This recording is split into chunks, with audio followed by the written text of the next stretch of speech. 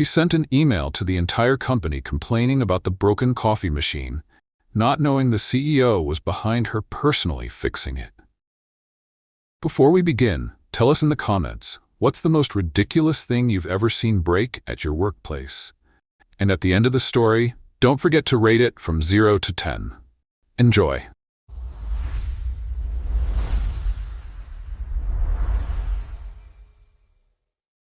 The silence was the worst part. It wasn't a peaceful silence. It was a cold, desolate quiet, the kind you'd find in a library after a zombie apocalypse. It was the sound of zero productivity. The sound of despair. It was the sound of a top-of-the-line, commercial-grade Breville Oracle Touch espresso machine, Model 878, refusing to do the one thing it was born to do: make coffee. Minji stared at the machine, her expression a mixture of grief and disbelief. It had been 3 days, 72 hours, a corporate eternity. The out-of-order sign, scribbled on a sticky note and slapped onto its stainless steel face, was a monument to their collective suffering. She had tried being patient. She had tried the instant coffee packets from the dusty box in the back of the supply closet, a substance she was fairly certain was composed of 90% sadness and 10% brown crayon shavings. She had tried facilities. She had tried HR. She had tried begging. Now it was time for the nuclear option. With a sigh that seemed to carry the weight of the entire marketing department, Minji turned back to her cubicle, sat down and cracked her knuckles over her keyboard. Her fingers flew, composing not just an email but a manifesto, a call to arms, a eulogy. Subject: a moment of silence for our fallen comrade. She paused, a small grim smile playing on her lips. Oh, this was good. To the esteemed colleagues and leadership of Pendleton Innovations, she began, her tone dripping with mock formality. It is with a heavy heart that I write to you today. Not to discuss Q4 projections, nor to celebrate a new product launch, but to mark the solemn passing of a vital member of our team. For 3 days now, the Breville Oracle, the very heart of our floor's ecosystem, has lain dormant. Its pressure gauge is still, its grinder silent, its steam wand tragically limp. She could feel the creative fire burning. This was better than writing ad copy. Some of us have resorted to desperate measures. I have seen things, dark things. I saw Brenda from accounting attempt to microwave water in a styrofoam cup. I saw Kevin from sales pay $12 for a lukewarm latte from the cart downstairs. $12. That's practically a down payment on a house in some states. We are on the brink of a full-scale mutiny, a corporate Boston Tea Party, only instead of tea, we will be throwing tragically uncaffeinated and therefore unproductive employees into the harbor. She leaned back, rereading the paragraph. Perfect. It walked the fine line between hilarious and fireable. We implore you, whoever is in charge of these matters, to hear our plea. Send an engineer. Send a wizard. Send a guy who's good with a wrench and has a can-do attitude. Just send someone. Before we all forget what joy and a decent Americano even feels like. Sincerely and desperately, Minji Park, junior copywriter and voice of the people. She hovered her cursor over the send button. Sending this to the general, floor 12 email list was one thing, but the frustration, the sheer audacity of her caffeine-deprived brain, pushed her.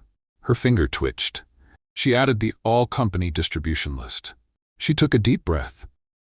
For the greater good, she whispered, and clicked. The little whoosh sound of the email departing felt like a declaration of war. A sense of giddy terror washed over her.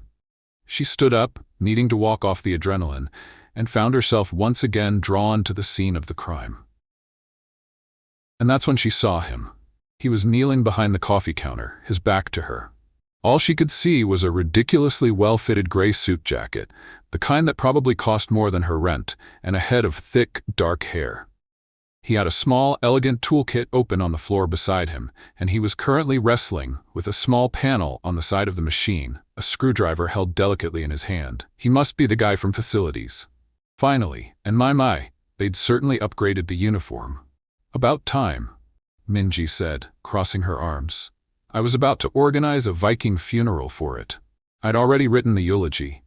The man grunted, a sound of pure effort, as a tiny screw finally came loose. He didn't turn around. A eulogy, huh? Sounds serious. His voice was low and smooth, with a calm, amused quality that was the exact opposite of her own frazzled energy.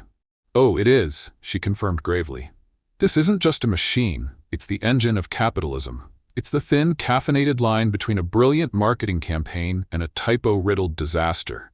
Its silence is a threat to our very way of life. The man chuckled, a warm, genuine sound. He finally got the panel off and set it aside, peering into the machine's metallic guts. I had no idea I was performing life-saving surgery on a national treasure. You are. Don't mess it up. The fate of Pendleton Innovations rests in your hands. No pressure. She leaned against the counter, watching him. He seemed to know what he was doing, his movements precise and confident. Still, she couldn't help but be a critic. Did you try turning it off and on again?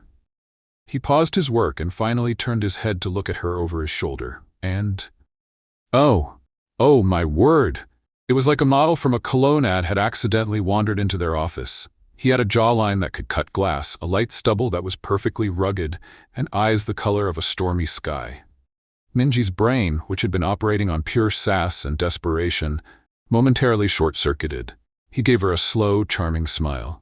Multiple times. I even gave it a stern talking to. It appears this particular patient requires more than the basics of technological first aid. Minji blinked, forcing her brain to reboot. Right?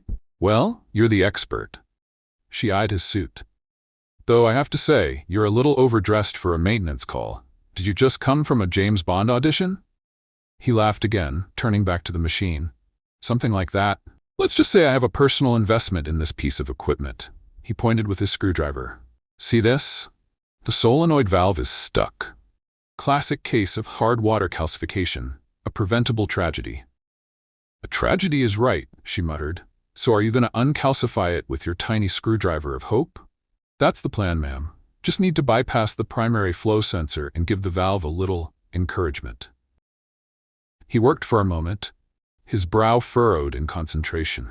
She found herself fascinated by the sight of this incredibly handsome, well-dressed man performing delicate surgery on an espresso machine.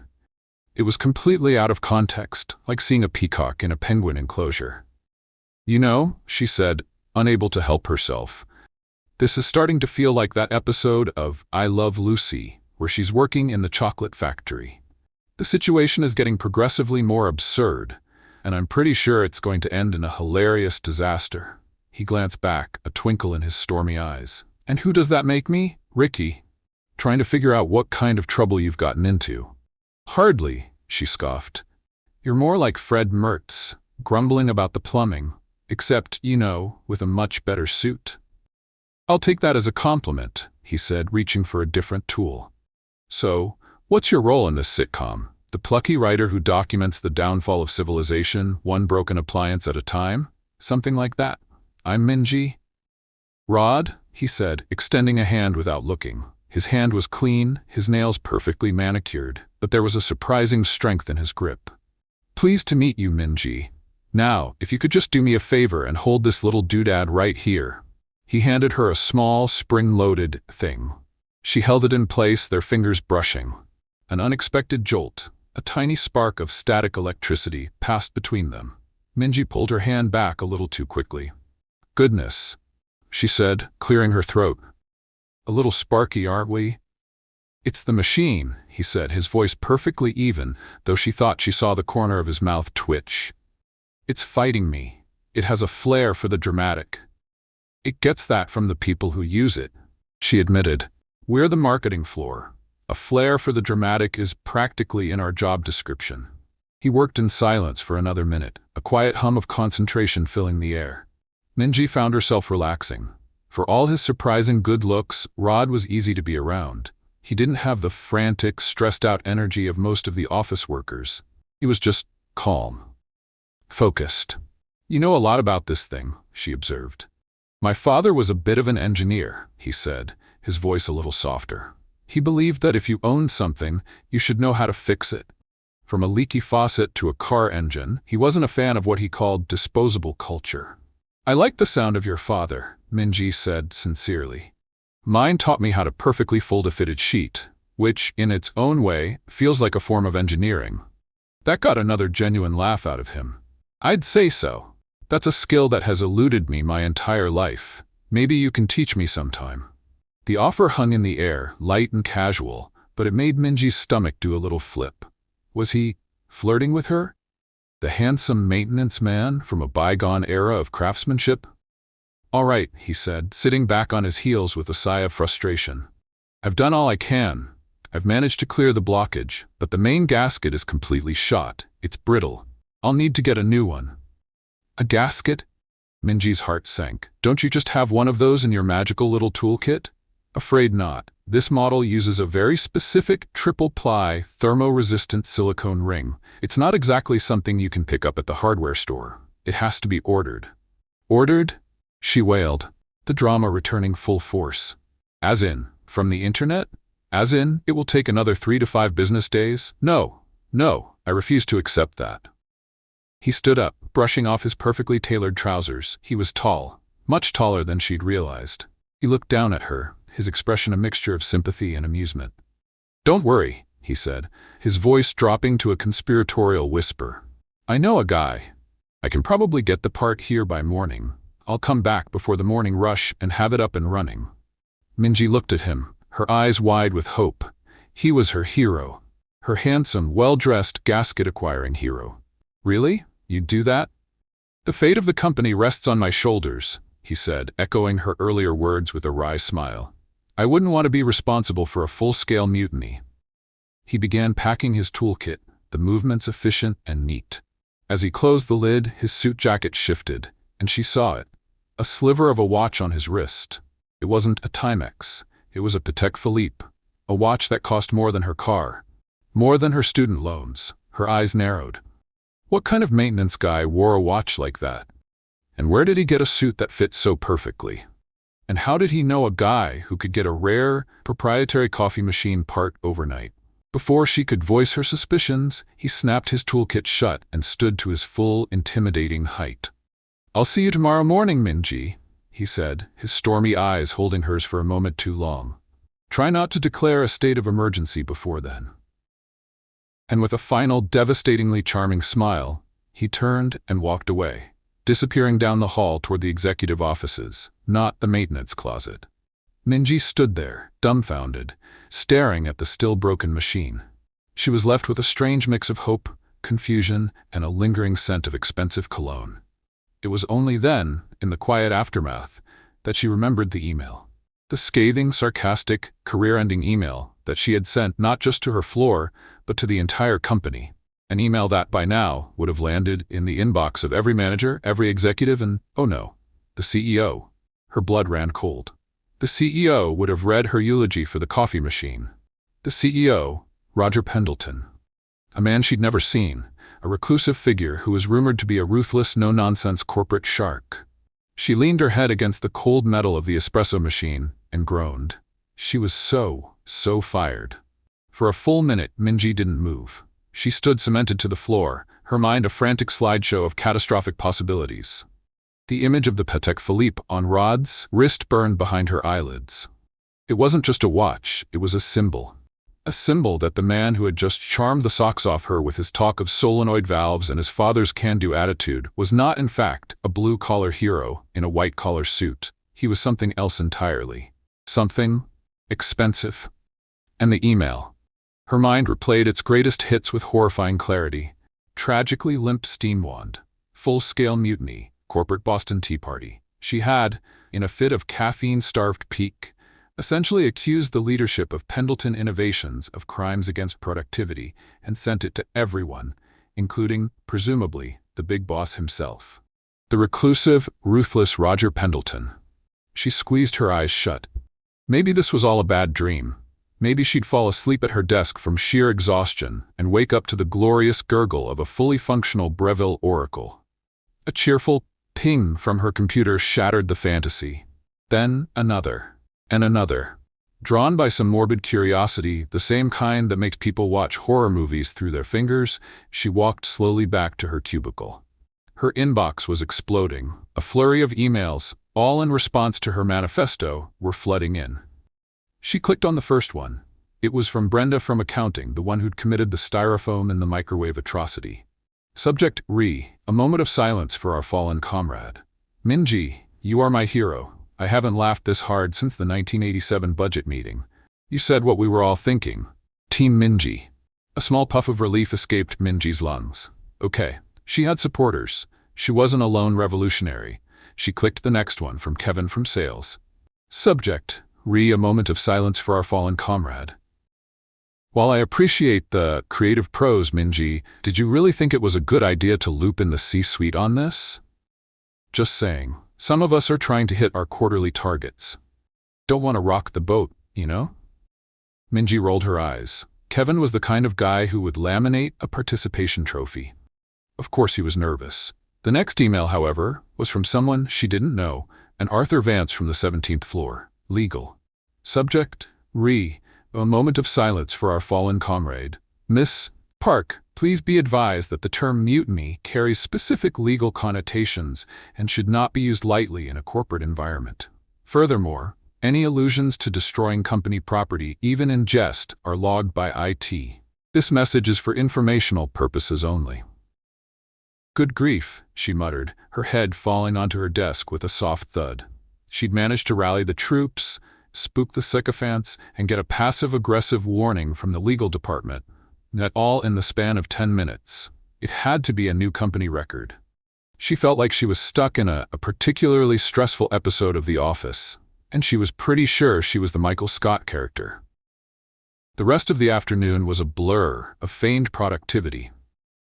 Every time a shadow fell over her cubicle, she flinched, expecting to see a grim-faced HR representative accompanied by a security guard, holding a cardboard box for her personal effects. She spent 3 hours agonizing over a single line of copy for a new line of organic dog treats, her brain unable to form a coherent thought that wasn't some variation of, "I'm doomed." That night, sleep offered no escape. She tossed and turned, her dreams a bizarre montage of Roger Pendleton's face, portrayed by a stern-looking Clint Eastwood, sentencing her to a lifetime of decaf, while a crowd of lawyers in powdered wigs nodded grimly. She woke up in a cold sweat at 3 a.m., convinced she could still smell the faint, expensive scent of Rod's cologne. The next morning, she put on what she privately called her funeral suit. A sensible, dark gray outfit that was professional enough for a firing, yet comfortable enough for the long, sad train ride home. She walked into the office building with the grim determination of a condemned woman walking the last mile. The lobby felt bigger, the air colder. The elevator ride up to the 12th floor felt like an ascent to the gallows. As she stepped onto her floor, the first thing she noticed was a small crowd gathered around the coffee station. A low, reverent hum filled the air. She braced herself. This was it. They were probably auctioning off her ergonomic chair. But then the crowd parted slightly, and she saw him. Rod was there, just as he'd promised. He was kneeling in the exact same spot, his back to the floor, that magnificent suit jacket somehow still pristine. The small toolkit was open beside him. He wasn't looking at the crowd. His entire focus was on the machine, his movements deft and sure. A wave of the most confusing emotion, a mix of profound relief and sheer terror washed over her. He came back. He actually came back, which meant her chances of getting a decent coffee before being fired had just skyrocketed. She walked over, her footsteps unnaturally loud in the semi-hushed atmosphere. Brenda saw her and gave her a huge conspiratorial thumbs up. Minji leaned on the counter, trying to sound casual, but her voice came out as a squeak. "You're here." He didn't look up, but a smile touched his lips. "I said I would be." A man is only as good as his word, and his ability to source a proprietary triple-ply, thermo-resistant silicone gasket before sunrise. He held up a small, rubbery-looking ring with a flourish. "The Holy Grail," Minji breathed, clutching her chest. "Something like that," he said, deftly fitting the new gasket into place. "Had to call in a favor with a guy I know in Germany. Woke him up. He wasn't pleased, but he understands the importance of a properly functioning espresso machine. It's a universal language." He worked with a quiet efficiency that was mesmerizing. The small crowd watched him like he was a concert pianist, their faces a mixture of awe and desperate hope. "So," he said, his voice low enough so only she could hear, "did you manage to fend off the mutiny overnight?" Minji's stomach dropped. "Barely. I think I may have started a small-scale civil war between the pro-caffeine revolutionaries and the don't-rock-the-boat loyalists. and I definitely got put on a watch list by the legal department. He chuckled, tightening a final screw. Sounds like you had a busy afternoon. You have no idea. I've been rehearsing my "it was a momentary lapse of judgment" speech all night. I've accepted my fate. My career is about to go the way of the dodo. I doubt that, he said, reattaching the side panel. From what I hear, the person who wrote that email sounds like they have guts. A flair for the dramatic, maybe, but guts. Pendleton Innovations could use more of that. Her head snapped up. Who told you that? He just smiled, a secretive, infuriatingly handsome smile. He stood up, wiping his hands on a clean handkerchief he produced from his pocket. All right, folks, the moment of truth. He plugged the machine back in. It whirred to life, the digital screen lighting up with a cheerful welcome message. A collective gasp went through the crowd. He pressed a button, and with a series of clicks and a mighty whoosh, the machine began to grind beans. A rich, heavenly aroma, the smell of hope, of salvation, filled the air. Seconds later, a perfect stream of dark, cream-topped espresso began to pour into a small ceramic cup he'd placed under the spout. A cheer erupted. It was pure, unadulterated joy. Brenda looked like she was about to cry. Kevin from sales clapped him on the back, a little too enthusiastically. Rod took the small cup, turned, and offered it to Minji. For the voice of the people, he said, his stormy eyes dancing with amusement. She took the cup, her fingers brushing his again. That same little jolt. This time it felt warmer. I don't know what to say. Thank you, Rod. You've saved us. All in a day's work, he said, his smile widening as he watched her take a sip. The coffee was perfect. It was bold, smooth, and transcendent. It tasted like victory. Well, now that civilization is saved, he said, turning to the adoring crowd, don't just stand there. The engine of capitalism awaits. That broke the spell. People rushed forward, forming an orderly, grateful line, chattering excitedly.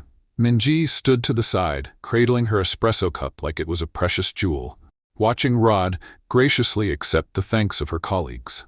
He was a natural charmer, putting everyone at ease, remembering the names of people who introduced themselves. He moved with an easy grace that was completely out of place and yet somehow perfectly right. She started to feel a glimmer of hope. Maybe she had overreacted. Maybe the CEO was too busy swimming in his vault of money, a la Scrooge McDuck, to read emails from junior copywriters. Rod was right. She had guts. Maybe that was a good thing. As the crowd thinned and people returned to their desks, buzzing with newfound energy, Rod made his way back to her. So, he said, leaning against the counter beside her. Now that I've held up my end of the bargain, are you going to teach me how to fold a fitted sheet? Minji laughed, a real, genuine laugh for the first time in 24 hours. Careful what you wish for. It's a sacred art, passed down through generations of my family. It requires patience, discipline, and a complete disregard for the laws of physics. I'm a fast learner, he said, his gaze steady and warm. Besides, it seems only fair, a trade of skills. I fix your ancient machinery, you teach me your domestic sorcery. Ancient? This machine is state-of-the-art. To you, maybe. To me, it's a charming little antique. Before she could form a witty retort, a soft ping echoed from her cubicle. It was different from the cacophony of the day before. This one felt official, ominous. A knot of dread instantly retied itself in her stomach.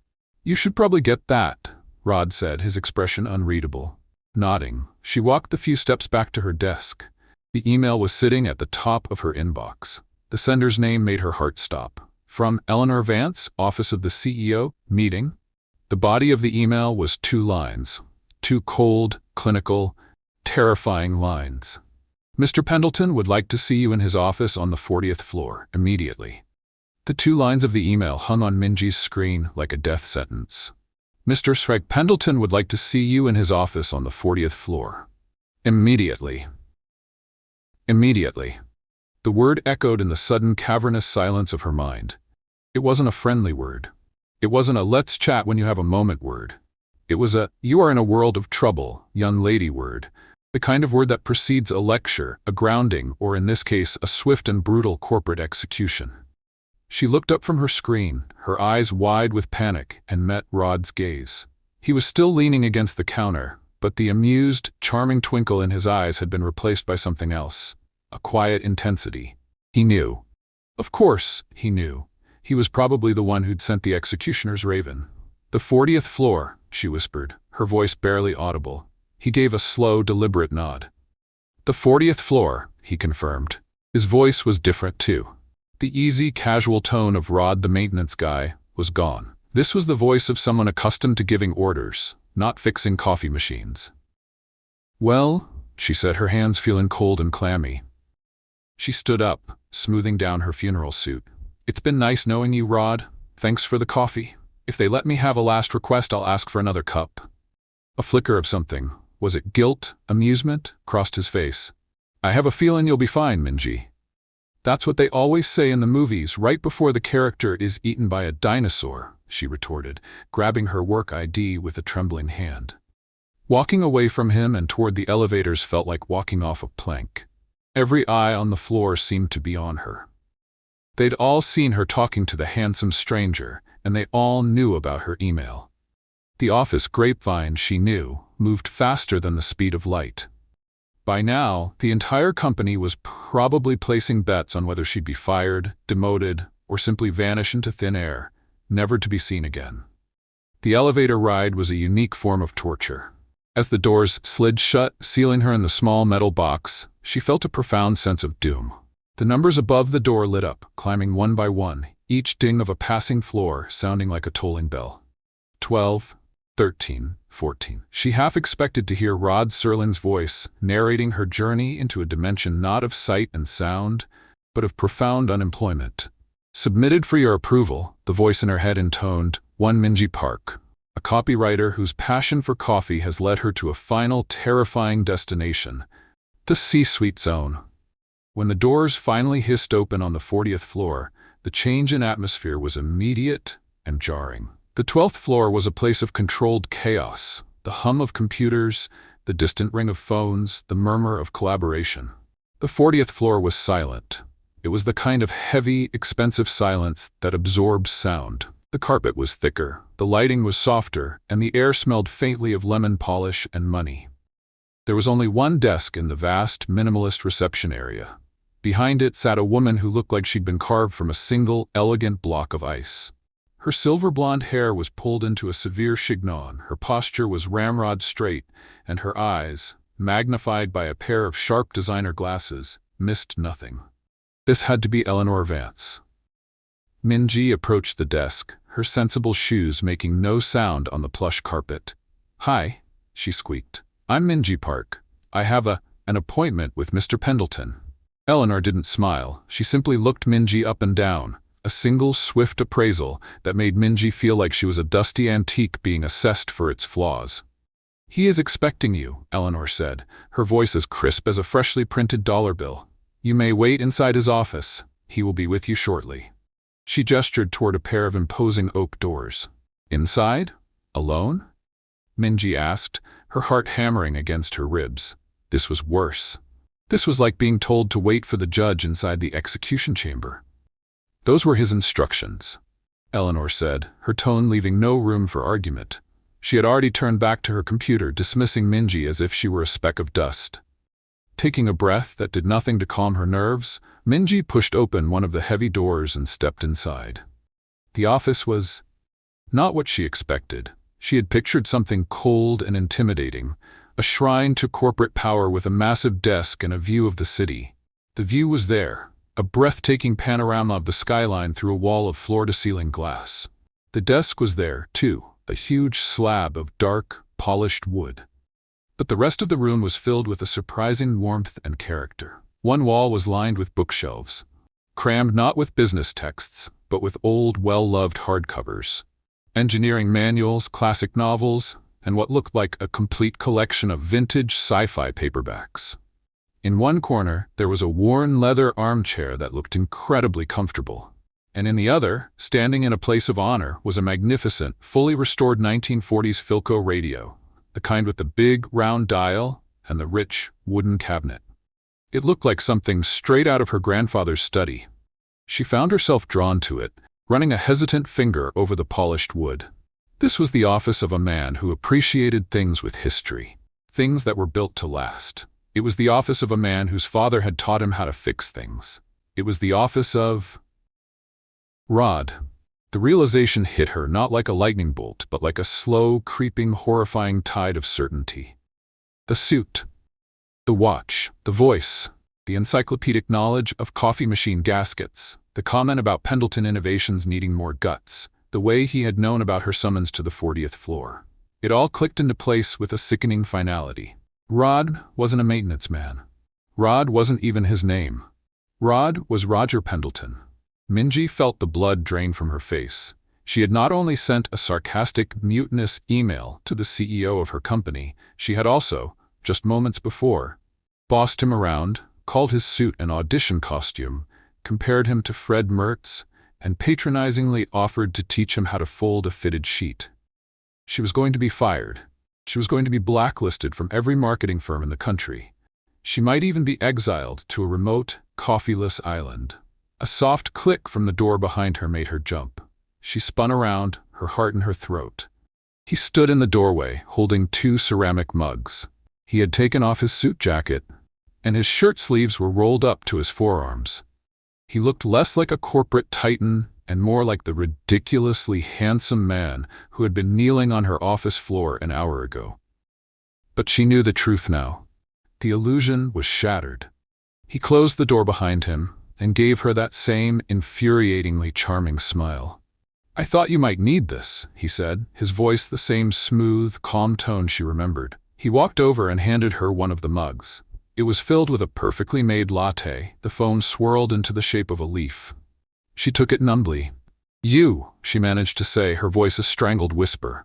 "Me," he agreed, taking a sip from his own mug.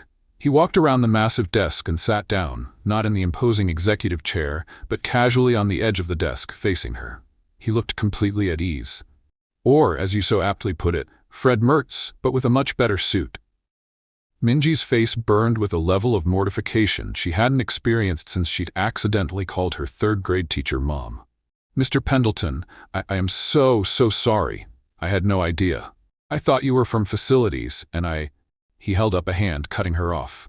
"Please, call me Roger, and there's no need to apologize. I found our conversation illuminating." He took another sip of his coffee, his stormy eyes watching her over the rim of the mug. "I don't get out of this office as much as I should. It's good to get a real, unfiltered sense of employee morale from time to time." "Unfiltered is one word for it," she mumbled into her latte. "I particularly enjoyed the part about the tragically limp steam wand," he continued, a devilish glint in his eye. The prose was evocative. I could practically feel the despair of the marketing department. "You have a real talent, Minji." This was it. The cat-and-mouse game before the final pounce. He was buttering her up before he fired her. It was a classic villain move. She decided to face her doom with what little dignity she had left. She set the mug down on a coaster on his desk, squared her shoulders, and looked him straight in the eye. "Mr. Pendleton, Roger, look, I'm not going to make excuses. I was frustrated, under-caffeinated, and I let my smart mouth run away with me. The email was unprofessional, and my comments to you personally were out of line. If you're going to fire me, I understand. Just do it quickly, please. I'm not a fan of suspense." He was silent for a long moment, studying her. The playful amusement in his eyes faded, replaced by that same quiet intensity she'd seen earlier. She held her breath, waiting for the axe to fall. "Fire you?" he said finally, a slow smile spreading across his face. "Minji, why would I fire my newly appointed head of corporate morale and internal communications?" Minji stared at him, her brain refusing to process the words. You're what?" "That email," he said, leaning forward, "was the most honest, insightful, and frankly entertaining piece of internal communication this company has seen in a decade. It told me more about the day-to-day reality of my employees than 100 HR surveys ever could. It showed me that we have a problem, not just with the coffee machine, but with the way things are handled. A simple maintenance request should not require an all-company manifesto to get resolved." He stood up and walked over to the window, looking out at the city. "My father, the one I told you about, he built this company from the ground up. He knew every employee by name. He used to walk the floors every single day. He believed the soul of a company wasn't in its balance sheet, but in its people. I've been remiss. I've been stuck up here, looking at spreadsheets, and I've lost touch with that." He turned back to face her, his expression serious.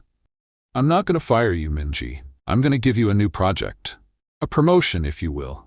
I want you to be my eyes and ears. I want you to help me fix what's broken in this company. And I'm not just talking about the appliances. Her mind was reeling. A promotion? Head of something? This was not how this was supposed to go. She felt like she'd stepped through the looking glass. But I'm a junior copywriter, she stammered. I write slogans for dog treats. And you write emails that start revolutions, he countered. That's exactly the kind of passion I need. Your first official task, he said, walking back to his desk and picking up a pen and a notepad, is to draft a new company-wide policy on appliance maintenance and breakroom supply chain management. I want it to be clear, efficient, and maybe just a little bit witty. He looked at her, his smile returning. Think you can handle that, Miss Park? Minji looked from his handsome, smiling face to the magnificent vintage radio, to the stunning view of the city, and back to the latte he had made for her. This was real. This was actually happening. A slow, giddy, triumphant smile spread across her own face. The fear was gone, replaced by a thrilling, terrifying excitement. Mr. Pendleton, she said, her voice clear and steady, I think I was born for this. The words hung in the air of the vast office, shimmering with a mix of disbelief and audacious confidence. I think I was born for this. Minji couldn't believe she'd said it out loud. The terrified copywriter who had entered the office 10 minutes ago had been replaced by some bold, assertive changeling. It must have been the lat. It was either an incredibly potent brew, or Roger Pendleton had a strange hypnotic effect on people. He didn't seem surprised by her answer. In fact, he looked pleased. He leaned back against his desk, crossing his arms over his chest. The posture was casual, but the intensity in his gaze was anything but. It was the look of a master strategist who had just put a key piece into play on a chessboard. I was hoping you'd say that, he said. Eleanor will draw up the official paperwork for your new title and salary adjustment. Salary adjustment. The two most beautiful words in the English language. Minji's brain, which had been operating in a state of high-alert panic, momentarily switched to visions of paying off her student loans and maybe, just maybe, buying cheese that didn't come in individually wrapped slices. Right, paperwork, salary, she repeated, trying to sound like a professional who gets promoted by CEOs every day of the week. Of course. But this isn't just about a title, Minji, Roger continued, his tone becoming more serious. This is a real task.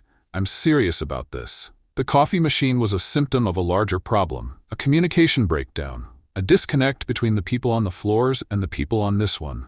I want you to be the bridge. A bridge, she echoed, the full weight of the situation beginning to settle on her. Okay, I can be a bridge, a sturdy, reliable bridge, with good structural integrity. He chuckled, the sound warm and genuine. It was the same laugh she'd heard when he was Rod, and it instantly put her more at ease. I have no doubt your first assignment, the new maintenance policy, is a test. I want to see how you think. I don't want a 10-page document full of corporate jargon that no one will read. I want something human, something that speaks to people like Brenda from accounting and Kevin from sales. Something like your email, but, without the allusions to treason. Consider the treason level dialed down to 0, she promised. I'll get right on it. Should I go back to my desk now?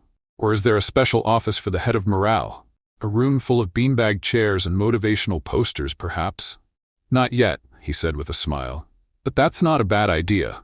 For now, you can work from here. I'd like to be available if you have any questions. And besides, he added, his eyes twinkling, I haven't had a decent conversation with anyone on my own floor all year. It's all mergers and acquisitions up here. Frankly, it's boring. He gestured to the comfortable-looking leather armchair in the corner. Make yourself at home. My office is your office, for today at least. Minji hesitated. Working from the CEO's office? Under his direct supervision? The idea was both an incredible honor and the most stressful proposition she could possibly imagine. It would be like trying to write a sonnet while Shakespeare looked over your shoulder, occasionally clearing his throat. But she had just declared that she was born for this. Retreating now would be cowardly. So with a deep breath, she picked up her latte, walked over to the armchair, and sat down. It was, as she had suspected, incredibly comfortable. "All right," she said, trying to project an air of cool confidence she was 1,000 miles from feeling. "Let's fix this company." The next few hours were the most surreal of Minji's life. She sat in the corner of Roger Pendleton's magnificent office, a loaner laptop from Eleanor perched on her knees, and attempted to draft a corporate policy. Roger sat at his massive desk, supposedly working, but she could feel his occasional glances in her direction. The silence was deafening. Every tap of her keyboard sounded like a gunshot. She'd write a sentence, then immediately delete it. Policy 1.1: If a machine vital to employee happiness is broken. No. Too emotional. Addendum to Section C, Paragraph 4. All maintenance requests for beverage dispensing apparatuses. Too dry. Sounds like something Arthur from legal would write. She chewed on the end of her pen, staring blankly at the screen. How did one write a policy that was both professional and funny? It was like trying to perform stand-up comedy at a funeral. Stuck. Roger's voice cut through the silence, making her jump. She looked up. He was watching her, his chin resting on his hand, a look of patient amusement on his face. "A little," she admitted. "I'm trying to find the right tone. I feel like I'm walking a tightrope between being witty and being unemployed." "Forget the policy for a minute," he said, pushing his chair back. "Tell me about the 12th floor. Who's the office gossip?" Minji blinked. "The office gossip? Every office has one," he insisted. "The person who knows everything about everyone. The central hub of information. The human equivalent of the town square from The Music Man." She couldn't help but smile at the reference. That would be Marge from Creative. She knows who's dating who's about to quit, and whose dentist appointment is really a job interview. Her knowledge is both impressive and terrifying. "Marge," he repeated, making a note on his pad. "And who's the unsung hero? The person who keeps everything running smoothly, but never gets any credit?" "That's easy. It's Hector, the mailroom guy. He not only delivers the mail, but he also knows how to fix the finicky printer. He always has a spare phone charger, and he gives the most incredible grandfatherly advice. He's basically the Obi-Wan Kenobi of our floor, if Obi-Wan wore a light blue polo shirt and pushed a cart." Roger laughed, a full, hearty sound this time. "Marge the gossip and Hector the Jedi. I like it. See? You're not just writing a policy, you're telling a story about the people it affects. Start there. Write it for Marge and Hector. Write something they would actually want to read." It was brilliant advice. Simple, yet it completely reframed the task in her mind. She wasn't writing for a faceless corporation. She was writing for her colleagues. For Brenda and her microwaved water. For Hector and his secret stash of phone chargers. Her fingers started to fly across the keyboard again, this time with purpose. "The something's broken and I need my coffee policy," she typed. Preamble. We, the people of Pendleton Innovations, believe in certain unalienable rights: life, liberty, and the pursuit of a decent cup of coffee. When one of these is threatened, swift action must be taken. She was in the zone. The words flowed, a perfect mix of humor, humanity, and clear, actionable steps. She outlined a new, simplified 3-tier system for reporting issues, with guaranteed response times. She even added a section called the Hector Protocol for when immediate, unofficial Jedi-level intervention was required. As she worked, she became more and more aware of Roger. He wasn't just a CEO, he was a surprisingly good creative director. Every so often, he'd wander over, peer at her screen, and offer a suggestion. "What if we called Tier 3 the mutiny-level threat?" he suggested, a mischievous grin on his face. "Done," she said, typing it in. "But I'm putting a little footnote saying term used for humorous purposes only. Please see Arthur Vance in legal for clarification." He laughed. Perfect. A little jab to keep the lawyers on their toes. Their banter was easy and natural, a continuation of their conversation from the morning. The massive power imbalance between them seemed to fade away, replaced by the collaborative energy of two people working on a shared project. She started to see glimpses of the man behind the CEO title. The man who loved old radios, who kept sci-fi novels in his office, and who genuinely seemed to care about the soul of his company. At one point, he got up and started fiddling with the old Philco radio. With a soft crackle, the warm, tinny sound of a Glenn Miller tune filled the office. "My word, is that in the mood?" she asked, looking up from her laptop, a genuine smile on her face. "The one and only," he said, turning the dial slightly to get a clearer signal. "My mother used to listen to this while she cooked dinner. She said you couldn't be in a bad mood while this song was playing. She claimed it was scientifically impossible." "Your mother was a wise woman," Minji said, her own memories stirring. Her grandmother had a similar radio, and she'd listen to old-timey radio dramas on it while she knitted. The scent of Roger's office, the sound of the music, it was unexpectedly comforting. It felt familiar. "Okay," she said after another hour of focused work. "I think I have a solid first draft." "Let's see it," he said, walking over and pulling up a sleek, modern office chair beside her armchair. He sat down, his presence suddenly very close. She could smell that same cologne, a subtle scent of sandalwood, and something crisp like bergamot. She tried to focus on the screen as he scrolled through the document, her heart beating a little faster. "The Hector Protocol. Mutiny-level threat. All instant coffee packets are to be considered a Class C controlled substance." "Minji," he said, turning to look at her, his expression serious, though his eyes were alight with amusement. "This is, without a doubt, the single greatest piece of corporate literature I have ever read." Relief washed over her in a warm, giddy wave. "Really?" "Absolutely," he said. "It's clear, it's funny, and it's respectful of the people it's for. It's perfect." Their eyes met, and for a moment, the office, the policy, and the entire corporation seemed to melt away. There was just the two of them, sitting in the warm glow of the afternoon sun, the soft sounds of a big band playing in the background. She saw him not as Mr. Pendleton, the billionaire CEO, but as Roger, the man who laughed at her jokes, who shared stories about his parents, and who had the kindest, stormiest eyes she had ever seen. The moment was broken by a discreet knock on the office door. Eleanor Vance entered, holding a slim folder. Her expression was, as always, unreadable. "Mr. Pendleton," she said, her voice cutting through the warm atmosphere like a shard of ice. "Your 5 o'clock is here. The board members from the Sterling acquisition are waiting in the main conference room." Roger's demeanor shifted instantly. The relaxed, collaborative partner was gone, replaced in a heartbeat by the focused, powerful CEO.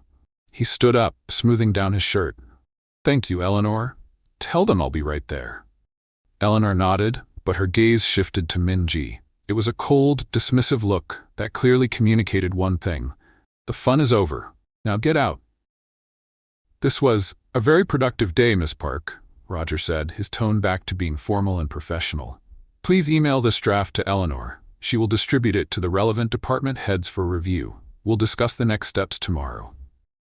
It was a clear dismissal. The spell was broken. She was just an employee again. "Of course, Mr. Pendleton," she said, quickly gathering her things and closing the laptop. She stood up, feeling awkward and out of place once more. "Thank you for the opportunity. And the coffee." "You earned it," he said, but his mind was already elsewhere, focused on the billion-dollar acquisition waiting for him down the hall. She walked to the door, feeling Eleanor's icy gaze on her back the entire way. As she stepped out of the office and the heavy door clicked shut behind her, she was left with a dizzying sense of emotional whiplash. One thing was for sure, her life at Pendleton Innovations would never be the same. And she had a sinking feeling that a witty new maintenance policy was just the beginning of her troubles. The heavy oak door clicked shut behind Minji, the sound echoing the finality of a slamming gavel. She stood alone in the opulent, silent reception area of the 40th floor. The air, which had felt warm and filled with the music of Glenn Miller just moments before, now seemed thin and cold again. Eleanor Vance, from behind her fortress of a desk, gave Minji a look that could freeze helium. It was a look that said, "Your 15 minutes of fame are over. Run along now, little girl." Minji offered a weak, tight-lipped smile that wasn't returned, then turned and walked toward the elevators, feeling the full, crushing weight of the emotional whiplash. 1 minute, she was a co-conspirator, a revolutionary, a creative partner to the most powerful man in the building. The next, she was just Miss Park, a junior employee being silently hurried out the door by the CEO's formidable assistant. The elevator ride down was even more surreal than the one up. The ascent had been fueled by pure, unadulterated terror. The descent was a confusing cocktail of emotions, Elation from her impossible promotion, bewilderment at the sudden shift in Roger's demeanor, and a creeping, uncomfortable sense of being an imposter. Head of corporate morale? She wasn't even the head of her own Netflix queue. As the elevator doors slid open onto the 12th floor, she braced herself. The low hum of the office seemed to stop for a second as heads popped up over cubicle walls like prairie dogs. News, she knew, traveled fast, but gossip traveled at the speed of thought. She had been summoned to the 40th floor and had been gone for hours. The entire floor was waiting for the verdict. Brenda from accounting was the first to intercept her, her eyes wide with a mixture of awe and insatiable curiosity. "Minji, you're back. You're not in handcuffs. Spill the beans. What happened? Did you get the corner office? A company car? A golden parachute? I got a latte?" Minji offered weakly, holding up the now empty mug from Roger's office as evidence. Brenda looked crestfallen. "That's it? After all that drama? A latte?" Before Minji could explain the baffling truth, Kevin from sales sidled up, a smug look on his face. "See? Told you not to rock the boat. You're lucky you got away with a slap on the wrist. Pendleton doesn't play around. My cousin's friend worked at a company he acquired once, and he fired a guy for using the wrong font on a PowerPoint presentation." "That's a myth, Kevin," Minji said, exhaustion settling deep in her bones. "And for the record, it was Comic Sans. The firing was justified." She navigated the sea of curious faces and finally made it back to the sanctuary of her cubicle. She sank into her chair, the familiar squeak a small comfort in a world that had been turned completely upside down. She needed to process. She needed to write down what had happened before her brain convinced her it was all a very strange, coffee-fueled hallucination. She pulled up a blank document and began to type. Not the witty policy draft, but a simple list. 1. Sent career-ending email to entire company. 2. Met CEO who was pretending to be a maintenance man named Rod. 3. Compared CEO to a sitcom character from the 1950s. 4. Offered to teach CEO a domestic chore. 5. Got promoted to a job that doesn't exist. 6. Was given a new impossible assignment. 7. Was gently but firmly kicked out of the CEO's office by a woman who looks like a villain from a Bond movie. She stared at the list. It made even less sense now that it was written down. It read like a mad lib. A quiet clearing of a throat brought her back to reality. Hector, the mailroom Jedi, was standing by her cubicle, holding a small stack of inter-office mail. He had kind, crinkly eyes that had seen decades of corporate fads come and go. "Heard you paid a visit to the top floor," he said, his voice a low, gentle rumble. Minji sighed. "Is there anyone in the building who hasn't heard Hector?" "Doubtful," he said with a soft chuckle. "But I also heard you came back with a job still intact. That's more than most can say." He placed the mail on her desk, then leaned against the cubicle wall. "Let me give you a piece of advice, kid. The view from the top floor is clear, but it can make you forget what the ground looks like. A man like Mr. Pendleton, he needs a window. Someone to remind him what he's missing. Looks like he just found one." His simple wisdom cut through all her anxiety. A window. That's what Roger had called her in a way. His eyes and ears. Hector had managed to distill her bizarre new job description into a single perfect metaphor. "Thanks, Hector," she said, a genuine smile spreading across her face. "I needed that." "Anytime, kid. Just don't forget us little people now that you're a big shot," he said with a wink, before continuing on his route. Re-energized by Hector's words, Minji turned her attention back to the task at hand. She opened the policy draft, the single greatest piece of corporate literature Roger Pendleton had ever read, attached it to a new email, and wrote a simple, professional message. To Eleanor Vance. Subject, Draft, New Maintenance and Supply Policy. Dear Miss Vance, per Mr. Pendleton's request, please find attached the first draft of the new policy regarding maintenance requests and break room supply chain management. Please let me know the next steps for review. Best, Minji Park, Jr. Copywriter and Acting Head of Corporate Morale. She added the last part on a whim, a small act of defiance. She hit send before she could second-guess herself. The reply came back less than 5 minutes later. It was a masterclass in passive aggression.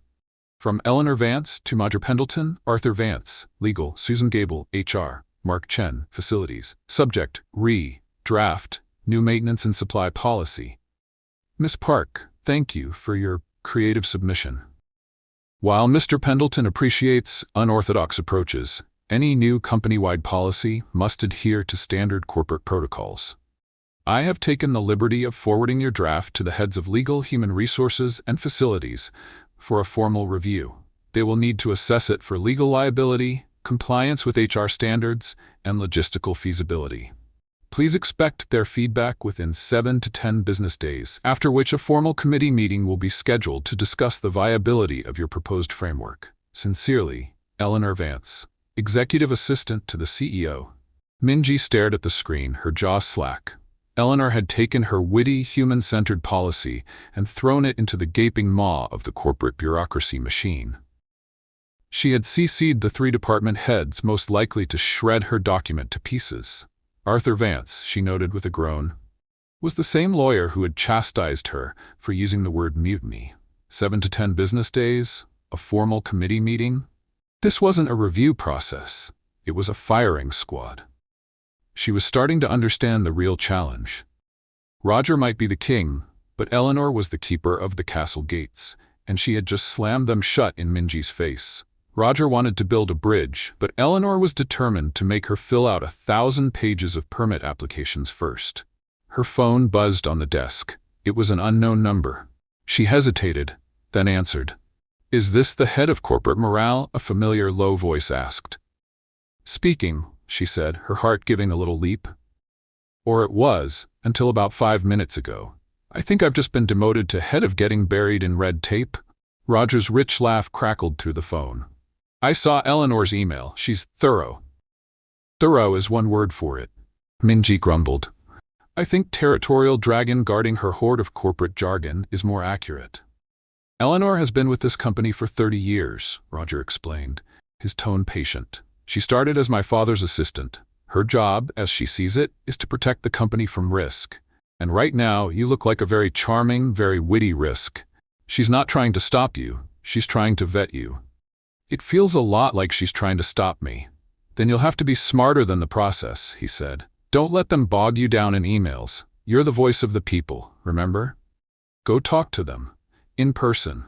Go to Mark in facilities. Bring him a coffee, the good kind, now that you can. Go to Susan in HR. Ask for her input. Make them your allies, not your judges." It was, once again, brilliant advice, and it was more than that. It was a gesture of trust. He had seen the roadblock Eleanor had thrown up and had immediately called to coach her, to help her navigate it. He wasn't leaving her to fend for herself. "Okay," she said, a new resolve hardening in her voice. "Okay, I can do that. Allies, right?" There was a pause on the line, and then a strange clattering sound, followed by Roger muttering something under his breath. "What was that?" she asked. "Nothing," he said quickly, a little too quickly. "Just a slight malfunction in the 12th floor break room." Minji's eyes narrowed. She stood up and peered over her cubicle wall. Down the hall, standing in front of the microwave, was Roger Pendleton himself. He was holding a bag of popcorn, and a thin wisp of smoke was curling out of the microwave door. He was on the phone with her, trying to pretend he was still on the 40th floor, while simultaneously creating a small fire hazard in her break room. She hung up the phone without another word and marched down the hall, crossing her arms as she stopped in front of him. He looked up from the smoking microwave, the phone still pressed to his ear, a perfectly feigned look of surprise on his face. "Minji? What a coincidence. A complete and utter coincidence," she said, her voice dry. "Did you get lost on your way to a board meeting, Mr. Pendleton? Or is there a mutiny-level threat involving our popcorn supply that I should be aware of?" He finally lowered the phone, a sheepish grin spreading across his face. "All right, you caught me. I was checking on the new gasket, making sure everything was holding up. The new gasket is on the espresso machine," she pointed out. "This is the microwave, and I think you just sent Brenda's lean cuisine to a fiery grave." He opened the microwave, and a cloud of acrid smoke billowed out. "My apologies to Brenda," he said, waving the smoke away.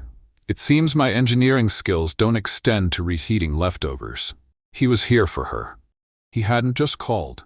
He had come all the way down from his ivory tower, under the flimsiest of pretexts, just to make sure she was okay. It was a gesture so unexpectedly sweet and thoughtful that it made her forget all about Eleanor and her bureaucratic army. "You know," she said, stepping forward and unplugging the microwave. "This is exactly the kind of thing my new policy is designed to prevent. Unsupervised executive-level appliance usage. It's a clear and present danger." "Is that so?" he asked, leaning against the counter, the crisis averted. He looked completely relaxed, as if chatting next to a smoking microwave on a floor far below his own was the most natural thing in the world. "Absolutely. From now on, any C-suite executive wishing to operate machinery more complex than a stapler must be accompanied by a trained professional. Like me." "I see," he said, his eyes sparkling. "So, you're my designated chaperone now?"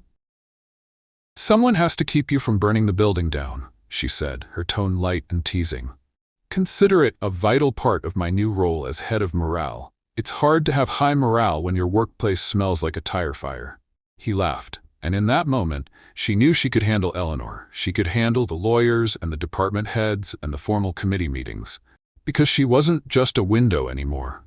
She had the man who owned the building standing right beside her, smelling faintly of burnt popcorn and victory. "Okay, boss," she said, turning to him with a new, determined glint in her eye. "What's the game plan for winning over the suits?" His smile widened. "I'm glad you asked." Roger Pendleton, the billionaire CEO of a global tech firm, leaned against a counter next to a smoking microwave and grinned like a kid planning a prank. "The suits," he said, his voice a conspiratorial whisper. "The three heads of the Hydra. Mark Chen in facilities, Susan Gable in HR, and Arthur Vance in legal. You win them over, and Eleanor has no choice but to fall in line. They are her entire bureaucratic army." Minji felt a thrill of excitement chase away the last of her anxiety. This was no longer a terrifying ordeal. It was a mission. She felt like part of a caper film, a plucky rookie being briefed by the seasoned veteran. "Okay, so what's the plan? Do I go in with donuts, a charming musical number, a PowerPoint presentation with an excessive amount of star-wipe transitions?" "Let's hold off on the musical number for now, though I admire the ambition," Roger said, his eyes sparkling. "We handle this like a campaign. We win their hearts and minds one by one, and we start with the man in the trenches, Mark Chen. Facilities," Minji nodded. "The guy who probably got 10 frantic emails about the coffee machine and hates me on principle." "Exactly. Mark's been here for 25 years. He started in the mailroom with my father. He's seen it all, and he has zero patience for what he calls corporate fluff. Don't go to him with fancy words. Go to him with respect. Show him you understand his world. And for goodness sake," Roger added, his grin widening, "bring him a decent coffee. He's been surviving on that instant sludge for 3 days, same as you." "Consider it done," she said, feeling a surge of purpose. "One large black coffee for the man who keeps the lights on." "That's the spirit. After Mark, you go to Susan Gable in HR." "What's her story?" "Susan is a true believer," Roger said, choosing his words carefully. "She genuinely believes in corporate wellness, synergy, and the power of a well-placed inspirational poster. She wants to make people happy, but she's bound by 1,000 rules and regulations. You don't win her over with logic, you win her over with emotion. Frame your policy as a tool for employee well-being, a morale booster. Use all the buzzwords she loves. It'll be like music to her ears." "Synergy, empowerment, paradigm shift," Minji recited, nodding. "Got it. I speak fluent corporate-ese when I have to." "And finally," Roger said, his tone becoming more serious, "the final boss, Arthur Vance. The lawyer who thinks I'm a corporate terrorist because I use the word mutiny. The very same. Arthur's entire world is built on mitigating risk. Your email, to him, was like a fireworks display in a gasoline factory. He's not a bad guy, but he sees the worst-case scenario in everything. With him, you have to be more prepared than he is. You need to anticipate his objections and have an answer for every single one. Show him you've thought about the liability, the risks. Show him that you're not a chaos agent. You're a problem solver." It was a brilliant, concise, and perfectly tailored strategy. In 5 minutes, Roger had given her a complete psychological profile of her 3 main obstacles. He didn't just run the company, he understood the people in it. "Okay," she said, her mind racing. "Respect for Mark, emotion for Susan, and logic for Arthur. It's like the Scarecrow, the Tin Man, and the Cowardly Lion. Roger threw his head back and laughed. A genuine, uninhibited sound that made Brenda from accounting peek her head over the cubicle wall with a curious smile. That is the most perfect analogy I have ever heard, which I suppose makes you Dorothy. Does that make you Toto? She teased, a bold grin spreading across her face. Hey now, he said, feigning offense. I was thinking I was more like the Wizard of Oz, the mysterious man behind the curtain. The mysterious man who almost set the break room on fire making popcorn? I don't know, she said, tapping her chin thoughtfully. Toto seems more fitting. Scrappy, loyal, and surprisingly effective. I'll accept those terms, he said, his eyes crinkling at the corners. The sound of a soft ding came from the elevator, and Roger's easygoing demeanor subtly shifted. That'll be Eleanor. She gets a notification on her watch if my keycard is used on a floor below the 35th. She calls it a security protocol. I call it a digital leash. The dragon is stirring, Minji murmured. My cue to leave, he said. He straightened his tie and became Mr. Pendleton again. The mission is yours, Dorothy. Keep me posted.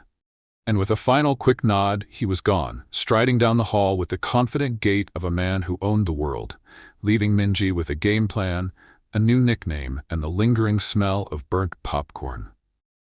She started with Mark Chen. Armed with a large, steaming cup of black coffee from the now legendary Breville Oracle, she descended into the building's basement, the domain of the facilities department. It was a world away from the sleek, modern aesthetic of the upper floors. Down here, it was all concrete floors, exposed pipes, and the honest smell of machine oil and hard work. She found Mark in his office, a cluttered, windowless room where the only decorations were a series of framed schematics of the building's HVAC system and a vintage poster of The Who. He was a compact, wiry man with a perpetually skeptical expression, and he looked up from a mountain of paperwork as she entered, his eyes immediately suspicious. "Can I help you?" He grunted, his tone suggesting he very much doubted it. "Hi, Mark. I'm Minji Park. From marketing," she said, placing the coffee on the corner of his desk. "I believe you were CC'd on an email about a coffee-related incident." He eyed the coffee, then her. "The manifesto. Yeah, I saw it. Caused a whole rigmarole. Had my phone ringing off the hook. And I am so sorry about that," she said sincerely. "Which is why I'm here. I've been asked to draft a new policy to make sure that kind of rigmarole never happens again. One that makes your life easier, not harder. But I can't do that without the input of the person who actually knows how this building works." His skeptical expression softened by a fraction of a degree. He picked up the coffee, took a cautious sip, and his eyebrows shot up. "Hey, this is the good stuff. Only the best for the man who keeps us from freezing in the winter and melting in the summer," she said with a smile. She pulled out a printed copy of her draft and laid it on his desk. "This is just a rough idea. I'm sure it's full of logistical nightmares. I was hoping you could take a look and tell me what's actually possible and what's just marketing fluff." He put on a pair of reading glasses that were perched on his forehead and began to read. She watched as his eyes scanned the page. He grunted at her preamble, snorted at the mutiny-level threat tier, but then he slowed down, his expression becoming more focused as he read the actual procedural steps. "Three-tier system, huh?" he said, tapping the page. "Color-coded tickets, automated escalation to the department head after 24 hours, guaranteed response times." He looked up at her over his glasses. "You really think the suits upstairs will sign off on guaranteed response times? They hate being held to a deadline." "The head suit already has," she said. "He wants this to work, but only if you think it can." Mark leaned back in his chair, a long, thoughtful silence stretching between them. He took another sip of coffee. "The color coding is a good idea. Visual confirmation. I like that. But this Hector protocol..." He tapped the section with his finger. "You can't put that in an official policy. It's an undocumented feature. The minute you document it, it becomes an expectation, and then HR gets involved because it's not in his job description. You gotta keep the Jedi stuff off the books. It's what gives it its power." It was the most insightful piece of feedback she had received. He was right. She had tried to formalize the informal, which would only ruin it. "You're absolutely right," she said, making a note. "Thank you, Mark." He gave a curt nod, a flicker of a smile on his face. It's not the worst idea I've ever seen come down from the marketing floor. Better than that synergy garden they tried to plant in the lobby back in '08. He pushed the paper back toward her. Clean it up, take out the Jedi nonsense, and it might actually save me a few headaches. It was the most glowing endorsement she could have hoped for. One Hydra head. Tentatively charmed. Next was Susan Gable. Her office on the 25th floor was the polar opposite of Mark's. It was bright, airy, and decorated in soothing shades of beige and blue. A small desktop fountain gurgled peacefully in the corner, and the walls were adorned with posters of eagles soaring over mountains with words like teamwork and success printed beneath them. Susan Gable herself was a warm, immaculately dressed woman with a megawatt smile and an air of professional empathy. "Min-ji, so lovely to finally meet you in person. I've been hearing your name all over the building," she said, gesturing for Min-ji to sit. "I hope it was for good reasons," Min-ji said, taking a seat. "Well, your email certainly made a splash," Susan said diplomatically, "but I'm a firm believer that all feedback is a gift. It's an opportunity for growth and recalibration." Roger had been right. Susan was a true believer. "That's exactly why I'm here, Susan," Min-ji said, leaning forward earnestly. "Mr. Pendleton has tasked me with a new initiative, focusing on corporate morale. He feels we've become too disconnected. My first project is this new policy, but it's not really about the coffee machine. It's about making our employees feel heard, valued, and taken care of. It's about improving their daily experience, which, as you know, has a direct impact on productivity and employee retention." She slid a copy of the draft across the desk. This one was a slightly more formal version, with the mutiny tier renamed to Urgent Priority. Susan's eyes lit up as Min-ji spoke. She was hitting all the right notes. "Oh, I couldn't agree more. Employee actualization is the cornerstone of a thriving corporate ecosystem. It's something I've been championing for years." She scanned the document, her smile widening. "This is wonderful. It's proactive, it's employee-centric, it fosters a culture of responsiveness. It reminds me of that wonderful movie, 9 to 5. When women take the initiative, things get done." Min-ji smiled. The reference was perfect. "Exactly. We're just trying to make this place a little more efficient and a little more human." "Well, you have my full support," Susan declared, stamping the document with a literal stamp of approval that said HR approved in cheerful blue ink. "I'll even mention it in my weekly wellness newsletter. This is exactly the kind of paradigm shift we need." 2 Hydra heads down, 1 to go. The final meeting was with Arthur Vance. His office was on the 17th floor, in the heart of the legal department. It was as stark and joyless as she had imagined. The walls were gray, the furniture was black, and the only art was a framed copy of his law degree from Harvard. Arthur himself was a tall, thin man who looked like he'd been born wearing a pinstriped suit. He did not smile as she entered. He simply gestured to the chair opposite his desk, which felt less like an invitation and more like an order to take the witness stand. "Miss Park," he said, his voice flat and devoid of emotion, "I have reviewed your memorandum. I have several concerns." This was it. The final boss. Min-ji took a deep breath. "I'm sure you do, Arthur, and I'm here to address them. I understand that from a legal perspective, my initial email was, to put it mildly, a liability nightmare, and I want to assure you that I've taken your concerns very seriously." She reached into her bag and pulled out a third version of the document. It was printed on heavy bond paper and bound in a professional-looking folder. "This is the official draft for legal review," she said, placing it on his desk. "You'll find that all informal language has been removed. The tier system is clearly defined according to corporate standards, and there's a new section, 3.4b, which explicitly outlines the company's limitation of liability regarding perceived emotional distress caused by appliance downtime." Arthur's eyebrows, which seemed to be permanently fixed in a skeptical arch, raised a fraction of an inch. He opened the folder and began to read. He was silent for a long, agonizing minute. "This is adequate," he finally conceded, which from him was the equivalent of a standing ovation. However, the establishment of guaranteed response times could be interpreted as a contractual obligation. If we fail to meet that time even once, it could open us up to litigation. "I understand the concern," Min-ji said, leaning forward. She was ready for this. But a happy employee is a less litigious employee. This policy isn't a risk, it's an insurance plan. It's a small, tangible way to show our staff that we value their time and well-being. And Mr. Pendleton agrees. He believes it's a risk worth taking. The mention of Roger's name seemed to give Arthur pause. He was about to respond when a knock came at the door. It swung open, and Roger Pendleton himself walked in, looking casual and confident. "Arthur, Minji. Hope I'm not interrupting," he said, though his tone made it clear he didn't particularly care if he was. "I was just on my way to a meeting and wanted to see how the policy review was going." Arthur Vance instantly shot to his feet. "Mr. Pendleton, of course not. We were just discussing the potential liabilities." "Excellent," Roger said, walking over to stand behind Minji's chair, placing a hand casually on the back of it.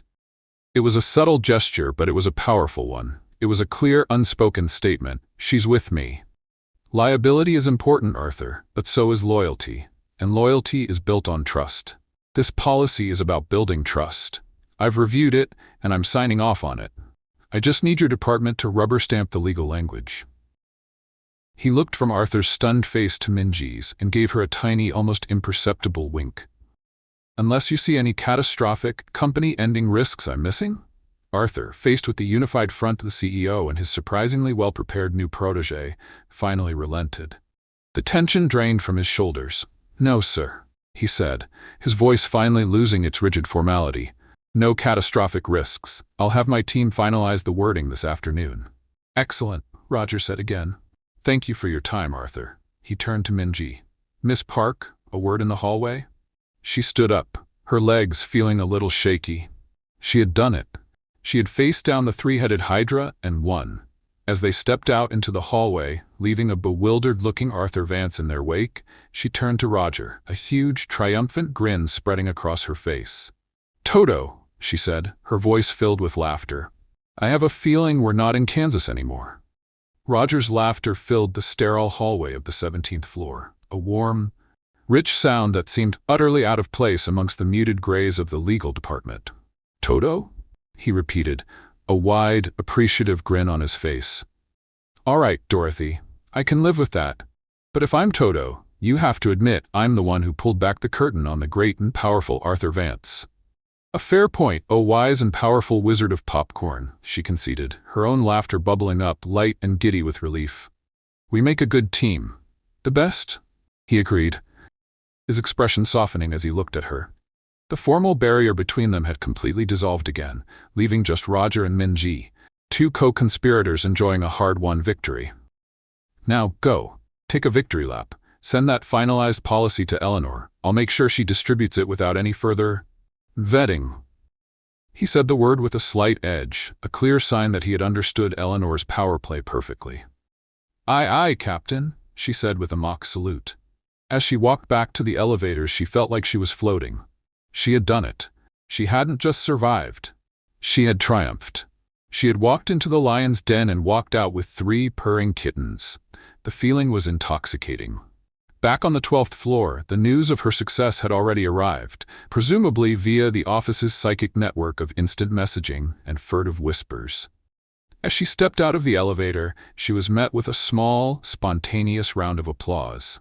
Brenda was beaming, holding up a hastily made sign that read, "All hail the Coffee Queen." Kevin from sales just looked baffled, as if he'd just witnessed a poodle win a weightlifting competition. Even Marge the gossip gave her a respectful nod from across the room. It was the office equivalent of being knighted. The official email from Eleanor Vance went out an hour later. It was a masterpiece of reluctant acknowledgement, its tone as dry as a desert wind. But the message was clear. Effective immediately, the following policy, developed by Miss Minji Park in coordination with senior leadership, will be implemented company-wide. The effect was instantaneous. It was as if a small, localized holiday had been declared. People were smiling. They were stopping by her desk to thank her. Mark Chen sent her a gruff one-line email that simply said, "Nicely done, kid," which she knew was the facilities manager equivalent of a Shakespearean sonnet of praise. Hector stopped by her desk at the end of the day, his cart laden with outgoing mail. "See, kid," he said, his crinkly eyes full of warmth. "Told you he needed a window. Looks like you didn't just open it. You knocked down the whole wall. I had help from the wizard, she admitted with a smile. Even the Wizard of Oz needed Dorothy to get him out of a jam, Hector replied sagely, before continuing on his way. For the first time since she'd started at Pendleton Innovations, Minji felt like she truly belonged. She wasn't just a cog in the machine anymore. She was helping to redesign the whole contraption. The next few days were a blur of positive reinforcement. Her policy worked like a charm. A flickering light in the bullpen was fixed within 2 hours. The printer, which had been making a sound like a dying goose for weeks, was replaced overnight. The new system was efficient, it was clear, and people were genuinely happier. She had become a minor folk hero, the girl who had fought the system for the people and won. She and Roger fell into a comfortable, productive rhythm. They communicated mostly through short, witty emails and occasional phone calls. He'd check in on the policy rollout, and she'd give him field reports from the trenches, filled with humorous anecdotes and insightful observations about the company's culture. Their conversations were a perfect blend of business and banter, and she found herself looking forward to them more than she was willing to admit. She had dared to think she was safe.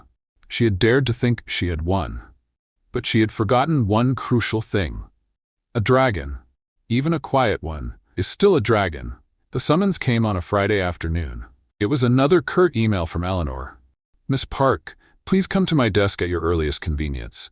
We have a new project to discuss. The term, new project, filled her with a sense of foreboding. She took the elevator up to the 40th floor, her confidence from the previous week feeling like a distant memory. Eleanor was waiting for her, a slim, leather-bound folder on her desk. She gestured for Minji to take a seat, the picture of cool, professional efficiency. Miss Park, she began, her voice smooth as polished marble. Mr. Pendleton has been exceptionally pleased with your recent initiative, so much so that he feels your unique perspective would be invaluable on a much larger, more significant project. Oh? Minji said, trying to sound pleased and not like a lamb being told it had been selected for a special tour of the slaughterhouse. Indeed. Eleanor continued, opening the folder. As you may know, the annual Pendleton Legacy Gala is in 6 weeks. It is our most important event of the year. It celebrates the company's founding, honors our top-performing employees, and hosts our most valuable clients and investors. She slid the folder across the desk. Traditionally, I oversee all aspects of the gala. However, this year, Mr. Pendleton has requested that you take the lead. Minji stared at the folder as if it were a venomous snake. The Legacy Gala. It was the stuff of legends, a notoriously stuffy black-tie affair held at the most expensive ballroom in the city. It was famous for its bland chicken dinners, its excruciatingly long speeches, and its string quartet that only seemed to know how to play Pachelbel's canon. No one actually enjoyed it. They endured it. Me? She squeaked. You want me to plan the gala? Mr. Pendleton believes your voice of the people approach could bring a fresh energy to the event. Eleanor said, the faintest hint of condescension in her voice. He wants to ensure the event truly celebrates our employees, not just the company's bottom line. It was a trap. A beautiful, elegant, perfectly designed trap. Eleanor was handing her the most revered, most traditional, most unchangeable event on the corporate calendar. If she changed anything, the old guard and the high-value clients would be outraged. If she changed nothing, she would be presiding over the most boring party of the year, proving that her fresh energy was nothing but hot air. She would fail, publicly and spectacularly. Of course, Eleanor continued, her smile thin and sharp, I will be here to assist you in any way I can. I have already compiled the approved vendor lists, the traditional guest list, and the schedule of events from the past 15 years. Adherence to tradition is, as you can imagine, paramount. She was handing Minji a paint-by-numbers set and daring her to create a masterpiece.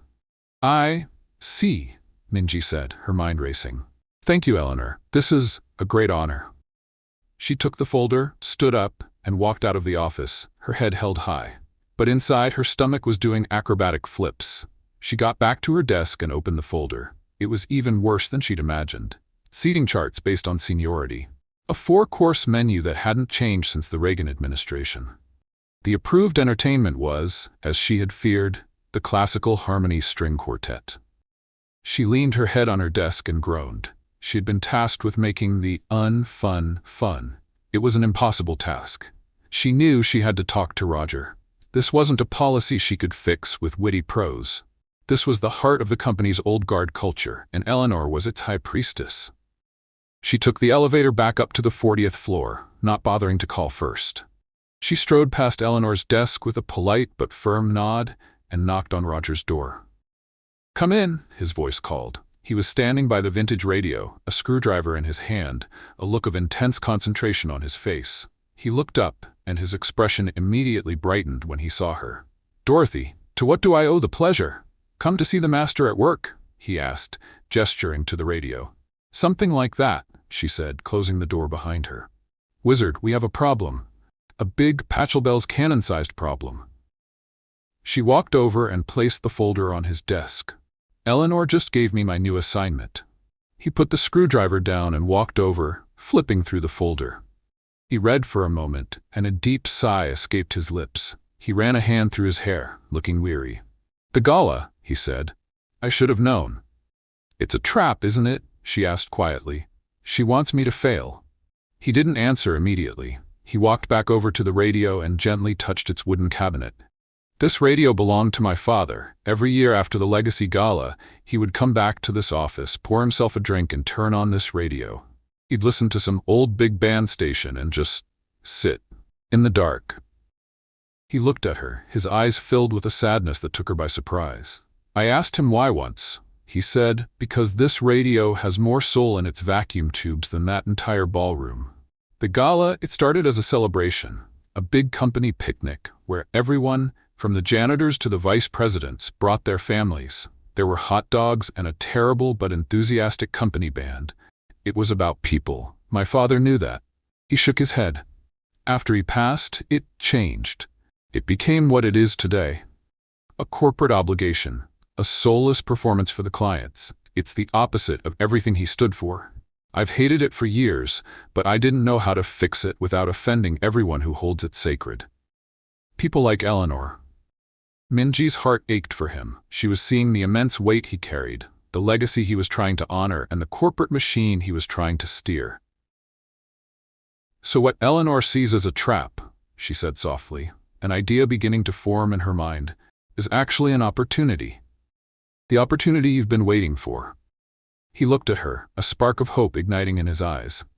"What are you saying?" "I'm saying we don't just change the party," she said, her voice growing stronger, more confident. "We restore it. We take it back to what your father intended it to be. We make it about the people again. We trade the string quartet for a real band. We trade the bland chicken for food that people actually want to eat. We turn it from an obligation into a real celebration. We give it its soul back." He stared at her, a slow, wondrous smile spreading across his face. It was the smile of a man who had been handed a key to a door he had long thought was permanently locked. "You're a genius, Minji," he breathed. "An absolute, unmitigated genius." "I'm just the voice of the people," she reminded him with a grin.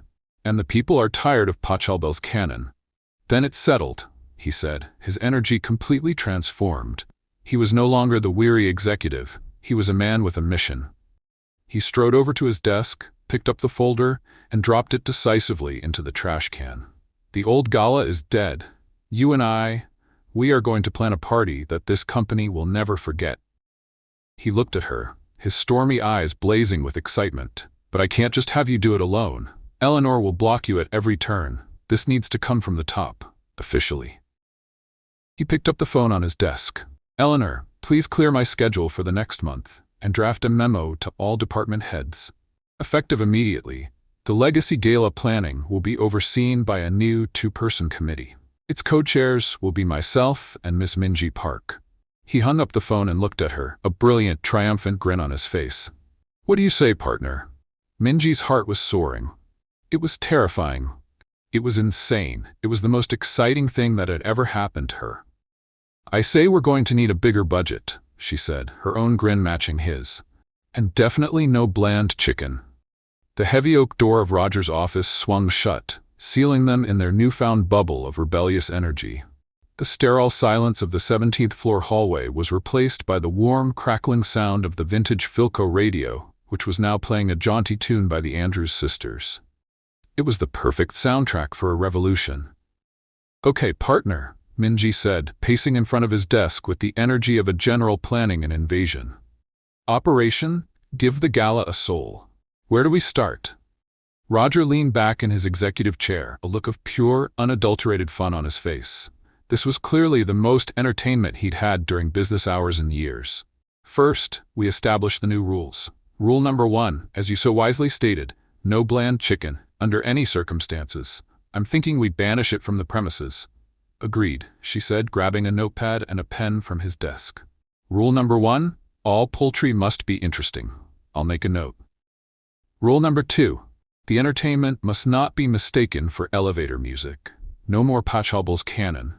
I want something with a beat, something that makes people actually want to get up and dance." "I like it," Roger mused, steepling his fingers. "My father's company picnics always had a live band. They were called the Debits and Credits. They were terrible, but they were fun. People danced. Even my father, who had all the rhythm of a filing cabinet, would get out there for one dance with my mother." The story, so simple and personal, painted a vivid picture. It grounded their mission. This wasn't just about throwing a better party, it was about recapturing a feeling, a memory. "So we need a band with soul," Minji said, jotting it down. "What about the theme?" "The folder Eleanor gave me said the theme has been a legacy of innovation for 15 consecutive years." "Good grief," Roger groaned, rubbing his temples. "It's the most boring theme in the history of themes. It sounds like a title for a mandatory HR training video." "My thoughts exactly," she said. "We need something alive, something that celebrates the people, not the corporate buzzwords. What about the heart of the machine?" He looked at her, his brow furrowed in thought. "The heart of the machine. I like the sound of it. What does it mean?" "It means we're celebrating the engine parts, not just the shiny hood ornament," she explained, her passion for the idea making her talk faster. "The people who make this place run. Marge the gossip, Hector the Jedi, the engineers who work overnight, the customer service reps who handle the angry calls. We turn the spotlight on them. We make them the legacy." Roger was silent for a moment, a slow, appreciative smile spreading across his face. "That's it," he said softly. "That's exactly what my father would have wanted, the heart of the machine." He wrote it down on his own notepad in big, bold letters. "It's perfect." For the next hour, they were a whirlwind of creative energy. They brainstormed with the giddy excitement of two kids let loose in a candy store. The stuffy, formal gala was dismantled piece by piece, replaced by something vibrant and new. Instead of a sit-down dinner with assigned seating, she proposed, what about food stations? A taco bar, a slider station, a high-end mac and cheese bar with all the fixings. Food that's fun to eat, not just stare at. And a dessert station that's an actual spectacle, he added, getting into the spirit. A chocolate fountain, a donut wall, something that would make Willy Wonka proud. "And for the awards ceremony," she continued, "instead of the CEO reading a long, boring speech, we have video tributes. We send a camera crew down to the floors and have people share real stories about the award winners. We show Hector fixing the printer. We show Brenda balancing the books. We make it personal." "Minji, this is brilliant," Roger said, looking at her with genuine admiration. "Absolutely brilliant. But there's one problem. This all sounds expensive. A lot more expensive than bland chicken for 800 people. "Ah," she said, her creative balloon deflating slightly. "The budget. I was hoping we could just ignore that part. Unfortunately, even I have to answer to a board of directors who care very deeply about budgets," he said with a wry smile. "Eleanor holds the purse strings. We'll need a formal proposal, and she will fight us on every line item that deviates from the traditional ledger." As if on cue, a soft chime announced a new email on his computer. He glanced at it, and his smile tightened. "Speak of the dragon." He turned the monitor so she could see. It was an email from Eleanor to him, with a subject line that read, "Preliminary budget for Legacy Gala for your approval." Attached was a spreadsheet. "She's fast, I'll give her that," Roger muttered, clicking it open. The spreadsheet was a sea of numbers, but the number at the very bottom, under Total Approved Budget, made Minji's jaw drop. It was exactly the same budget as the previous year, down to the last cent. There was no room for a donut wall, no flexibility for a live band, no line item for a video crew. Eleanor hadn't just rejected their unwritten proposal. She had preemptively smothered it in its crib with a pillow made of spreadsheets. "She's boxed us in," Minji said, slumping back into the leather armchair. "There's no way we can pull off the heart of the machine with the budget for a legacy of boredom." "She's trying to force us to revert to the old plan," Roger said, his voice tight with frustration. He stared at the screen, the powerful CEO momentarily stumped by the unyielding logic of a balance sheet. "She knows the board will never approve a budget increase for what they see as frivolous expenses." A heavy silence fell over the office, the cheerful music from the radio suddenly sounding mocking. Minji looked at Roger's frustrated face and saw the weight of his position settle back onto his shoulders. This was the reality of his world. For every bold, creative idea, there was a spreadsheet waiting to tell him no. She thought about her own family. Her parents ran a small, beloved neighborhood restaurant. They weren't billionaires, but they threw the best parties. Their anniversary party every year was legendary, not because it was expensive, but because it was full of heart. They'd have a potluck, her uncle would play his guitar, and the whole neighborhood would dance in their backyard. The secret wasn't money, it was community. An idea, a wild, audacious, probably insane idea, began to form in her mind. "What if we're looking at this all wrong?" she said slowly. Roger looked up, his expression questioning. "We're trying to fight Eleanor on her own turf. The budget," Minji explained, "will never win that battle. She's the queen of spreadsheets. But what if the soul we're trying to give the gala? What if it comes from our own people?" "Go on," he said, leaning forward, intrigued. "The debits and credits," she said. "Your father's terrible but fun company band. Does Pendleton Innovations have a company band now?" "I have no idea," he admitted. "What about catering? I'm sure we have people in this company who are amazing home cooks, people who make legendary chili or bake the most incredible cookies. What if, instead of hiring a stuffy, overpriced catering company, we sponsored an internal, company-wide bake-off or cook-off, and the winners got to cater a dessert or appetizer station at the gala? We could give them a generous budget for ingredients and a big cash prize." The spark returned to Roger's eyes as he caught her vision. "We could do the same for the entertainment. Hold a company-wide talent show. The winner gets a professional gig, playing the gala. And the video tributes," she added, getting excited. "We don't need a high-priced production company. We have a whole marketing department full of creative people. We make it an internal project. We give the junior creatives a chance to shine, to create something with real heart." "We're not just planning a party," he said, the full implication of her idea dawning on him.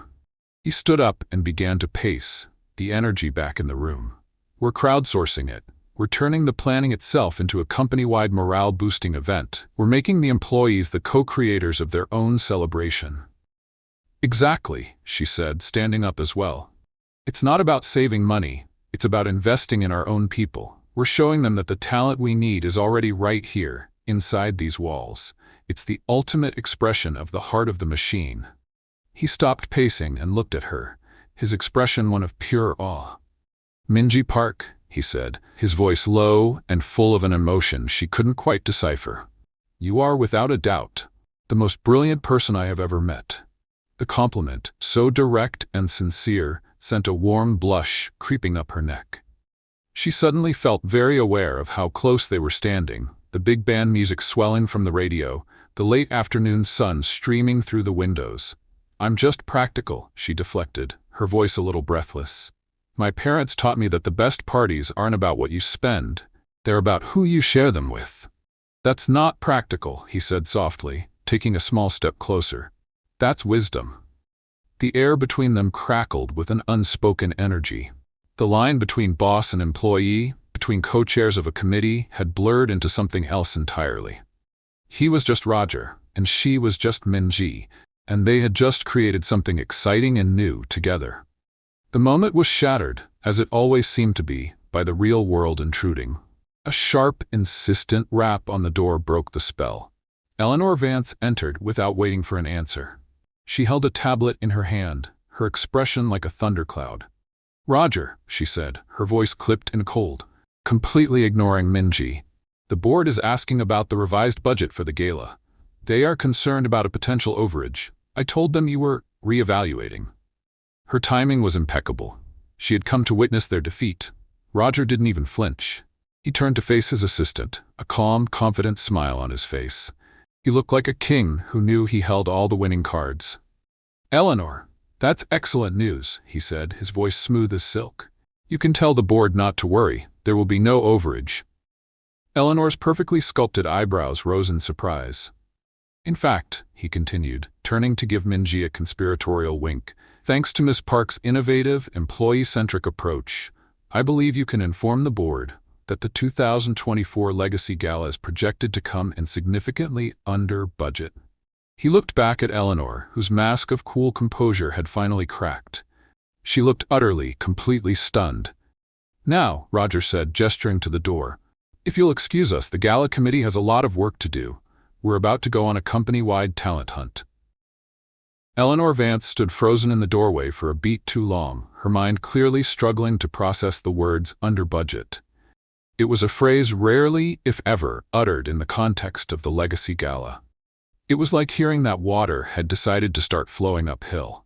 She gave Minji a look that was a complex cocktail of disbelief, suspicion, and a newfound grudging respect. Without another word, she turned on her heel and departed, the soft click of the door closing behind her sounding less like a dismissal and more like a tactical retreat. The moment she was gone, Minji let out a breath she didn't realize she'd been holding. "Did you see her face?" she whispered, a triumphant giggle escaping her lips. "I think we broke her brain." "We broke the entire system," Roger said, a grin of pure exhilaration spreading across his face. He looked 10 years younger, his eyes alight with a rebellious fire she was beginning to find incredibly attractive. "The budget was her last line of defense. Now we have a mandate, and we're saving the company money. She can't fight us on this. We've outmaneuvered her." "So, what's our first move, partner?" Minji asked, feeling a renewed surge of energy. "First," he said, grabbing his suit jacket from the back of his chair, "we get out of this office. We can't find the heart of the machine from the 40th floor. It's time for the gala committee to go on a field trip." The idea of leaving the ivory tower and venturing into the wilds of the main office building with the CEO felt both thrilling and terrifying. It was one thing to be his secret co-conspirator behind closed doors. It was another thing entirely to be seen walking the floors at his side. "Where are we going?" she asked, grabbing her notepad. "We're going to find a band," he said, holding the door open for her. Their first stop was the 7th floor, the domain of the IT department. The atmosphere here was completely different from the polished calm of the upper floors or the creative chaos of marketing. The IT department was a kingdom of humming servers, blinking lights, and the hushed, focused energy of people who spoke in a language made of acronyms and code. Roger strode through the cubicles like a visiting dignitary, greeting people by name, asking about their projects, his presence causing a ripple of stunned silence. Minji trailed in his wake, feeling like a royal attendant. He stopped at a cubicle at the far end of the floor. It was decorated with vintage video game posters and a collection of Star Wars action figures arranged in a dramatic battle scene. The man sitting at the desk was lanky, with a shock of bright red hair and a pair of thick-rimmed glasses. He was so engrossed in the lines of code on his screen that he didn't even notice the CEO of the company standing behind him. "Leo," Roger said, his voice warm. "Still trying to find that vulnerability in the beta for the new firewall?" Leo jumped, spinning around in his chair so fast he almost fell out of it. "Mr. Pendleton, sir, yes, just running a final diagnostic." He looked from Roger to Minji and back, his face turning as red as his hair. "Leo, this is Minji Park," Roger said easily. "Minji, this is Leo Petrov, one of our best cybersecurity analysts. He's also, if I recall correctly, a legendary bass player." Leo's blush deepened. "Oh, well, I don't know about legendary." "Don't be modest, Leo," Roger said with a grin. "I remember the Christmas party 3 years ago. You played a version of Jingle Bell Rock that I'm pretty sure caused a minor seismic event. It was the most rock and roll that party has ever been." We're putting together a talent search for the Legacy Gala, Minji explained, jumping in. We're looking for a band to be our headliner. We heard you might know some people. Leo's eyes lit up with a passion that instantly replaced his shyness. A real band? Not a string quartet playing music that puts you to sleep? The very opposite, Roger confirmed. We want something with soul, something that makes people want to dance. I'm in, Leo said without a moment's hesitation. I've got a band. We're called Colonel Panic. We mostly play classic rock and soul covers. We have a keyboardist in accounting, a drummer in R&D, and our lead singer is, well, you're not going to believe it. Their next stop was the 4th floor, the vast, open-plan space that housed the customer service call center. It was the true heart of the machine, a constant hum of patient, professional voices, solving problems and soothing frayed nerves. Leo led them to a woman with a warm, friendly face and a headset perched on her perfectly coiffed silver hair. She was calmly talking a customer through what sounded like a very complicated software installation, her voice a soothing balm of competence. She looked like she could be anyone's favorite grandma, the kind who baked legendary apple pies. And if you just click the apply button, Mrs. Henderson, everything should be all set. You have a wonderful day now, she finished, her voice full of genuine warmth. She ended the call and looked up, her smile faltering for a second, as she saw the CEO standing in front of her desk. Mabel, Leo said reverently, meet our new benefactors. Mabel, Roger said, extending a hand, his expression one of genuine respect. It's a pleasure. I'm Roger Pendleton. I know who you are, dear, Mabel said, her voice a smooth, melodic alto. She shook his hand firmly. I've been with this company since your father was running things out of a garage. I remember when you were just a boy in a bow tie at the company picnic, trying to cheat at the three-legged race. Roger laughed, a nostalgic, unself-conscious sound. I was framed. My partner had 2 left feet. That's what they all say, Mabel said with a twinkle in her eye. She looked at Minji. And who is this lovely young lady? This is Minji Park, the mastermind behind the new and improved Legacy Gala, Roger explained. And Leo tells us you're the secret weapon of his band. Mabel's warm laugh filled the air. Oh, I just sing a little on the weekends. It keeps me young. Mabel doesn't just sing, Leo interjected passionately. She's a powerhouse. She's Aretha Franklin and Etta James rolled into one. When she sings Respect, the servers on the 8th floor vibrate. Well, I do enjoy a good tune, Mabel admitted. Mabel, Minji said, completely charmed. We would be honored if you and Colonel Panic would be the house band for the gala. Mabel looked from Minji's eager face to Roger's hopeful one. A slow, beautiful smile spread across her face. Well now, she said, her voice dropping into a soulful, musical register. I think that sounds like a mighty fine time. Their band was secured. The heart of their new gala was a cybersecurity analyst, an accountant, a research scientist, and a grandmother from customer service. It was perfect. Their next mission was food. Following a tip from Marge the gossip, Minji and Roger found themselves in the product design department, standing in front of a cubicle that looked less like a workspace and more like a high-end bakery. There were photos of elaborate, multi-tiered cakes, delicate sugar flowers, and perfectly piped macarons taped to every available surface. The cubicle's occupant, a quiet, serious-looking designer named Carlos, looked up at them with nervous eyes. Carlos, Minji began, gesturing to the photos. Marge tells us you have a hidden talent. Over the next hour, Carlos, who barely spoke above a whisper, shyly showed them photos on his phone of his weekend passion projects. He was a culinary artist. He had recreated the Eiffel Tower in gingerbread. He had made a wedding cake that looked like a cascading waterfall of edible orchids. His creations were breathtaking. Carlos, Roger said, his voice full of awe. Would you be willing to design a dessert station for the gala? We'll give you a full budget. We want you to go wild. Carlos looked at them, his eyes wide with a combination of terror and pure joy. He nodded, unable to speak, a huge, happy blush spreading across his face. They spent the rest of the week like that, walking the floors, meeting the people. It was a revelation. Minji discovered a wealth of hidden talent and passion right under her nose.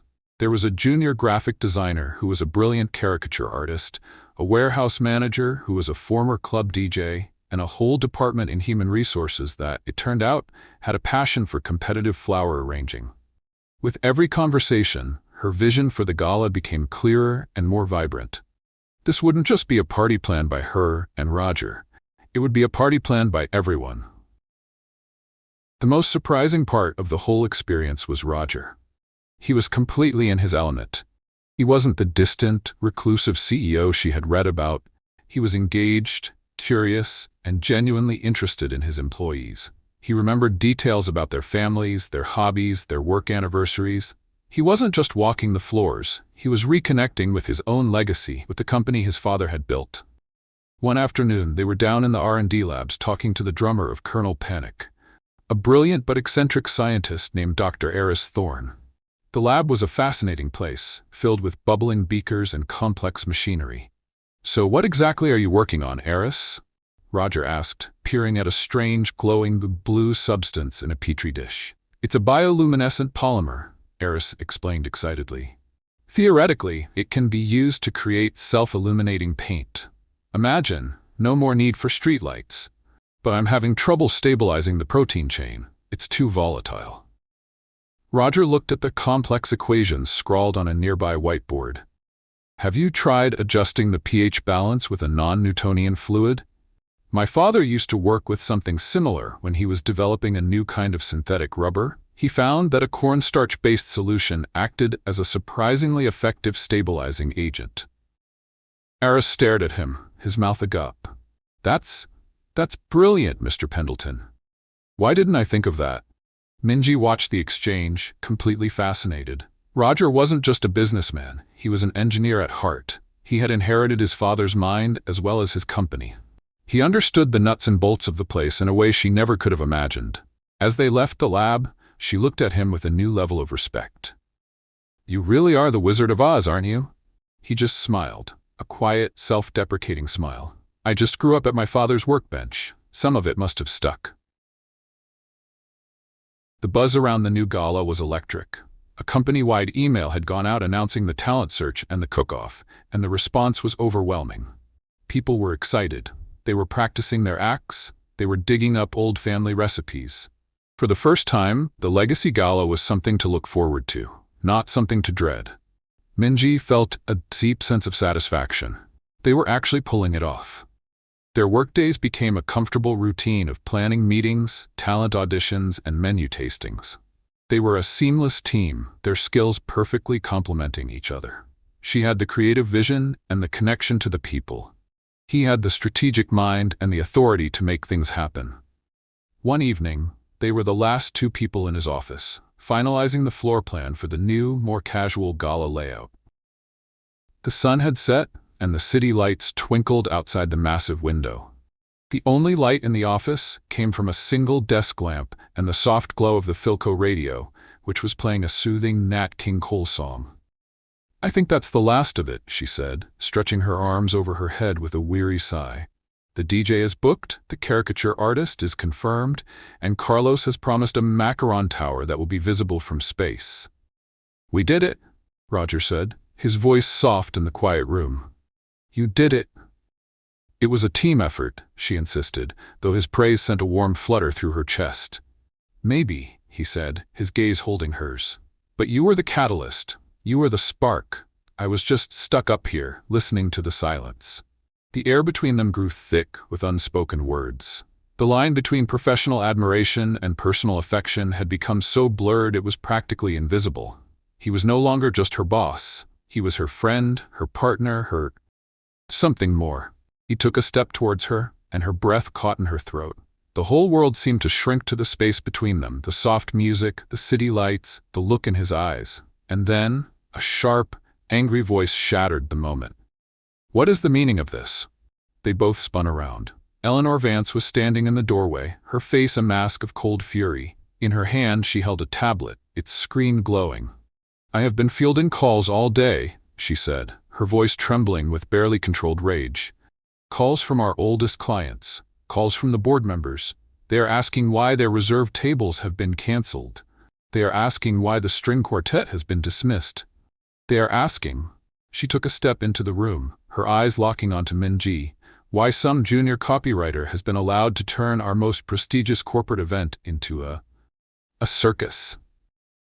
The accusation hung in the softly lit office, as sharp and cold as an icicle. Eleanor's voice, usually so controlled and modulated, was laced with a fury that was all the more shocking for its rarity. Her eyes, magnified by her designer glasses, were fixed on Minji, completely dismissing the actual CEO of the company standing right beside her. To Eleanor, Minji wasn't a partner. She was an infection, a foreign body that had invaded her perfectly ordered world and thrown it into chaos. Minji felt a chill run down her spine. The warmth and intimacy of the moment with Roger evaporated instantly, replaced by the familiar, freezing dread that Eleanor's presence always seemed to bring. She felt herself shrink under the woman's venomous glare, the confidence she had built over the past few weeks crumbling into dust. She was just a junior copywriter again. A girl who had gotten in way over her head. But before she could even form a response, Roger stepped forward, positioning himself slightly in front of her. It was a small, almost imperceptible movement, but it was a clear and deliberate act of shielding. He was no longer her partner or her friend. He was the boss, and he was not pleased. "Eleanor," he said, his voice deceptively calm, but with an underlying authority that made the air crackle. "The meaning of this is that the Legacy Gala is under new management. My management. Every single decision, from the seating chart to the entertainment, has been made with my direct and enthusiastic approval." Eleanor's gaze finally shifted to him, her expression a mixture of shock and betrayal. "Roger, what have you done? This event is a cornerstone of our corporate identity. It's about projecting an image of stability, of tradition. Our clients expect a certain standard. You're replacing a string quartet with a garage band of IT technicians." "That garage band," Roger countered, his voice firm, "is made up of dedicated employees who have poured their hearts into this company, and they have more soul in their little fingers than that string quartet has had in its entire 15-year residency. We're not projecting an image of stability, Eleanor.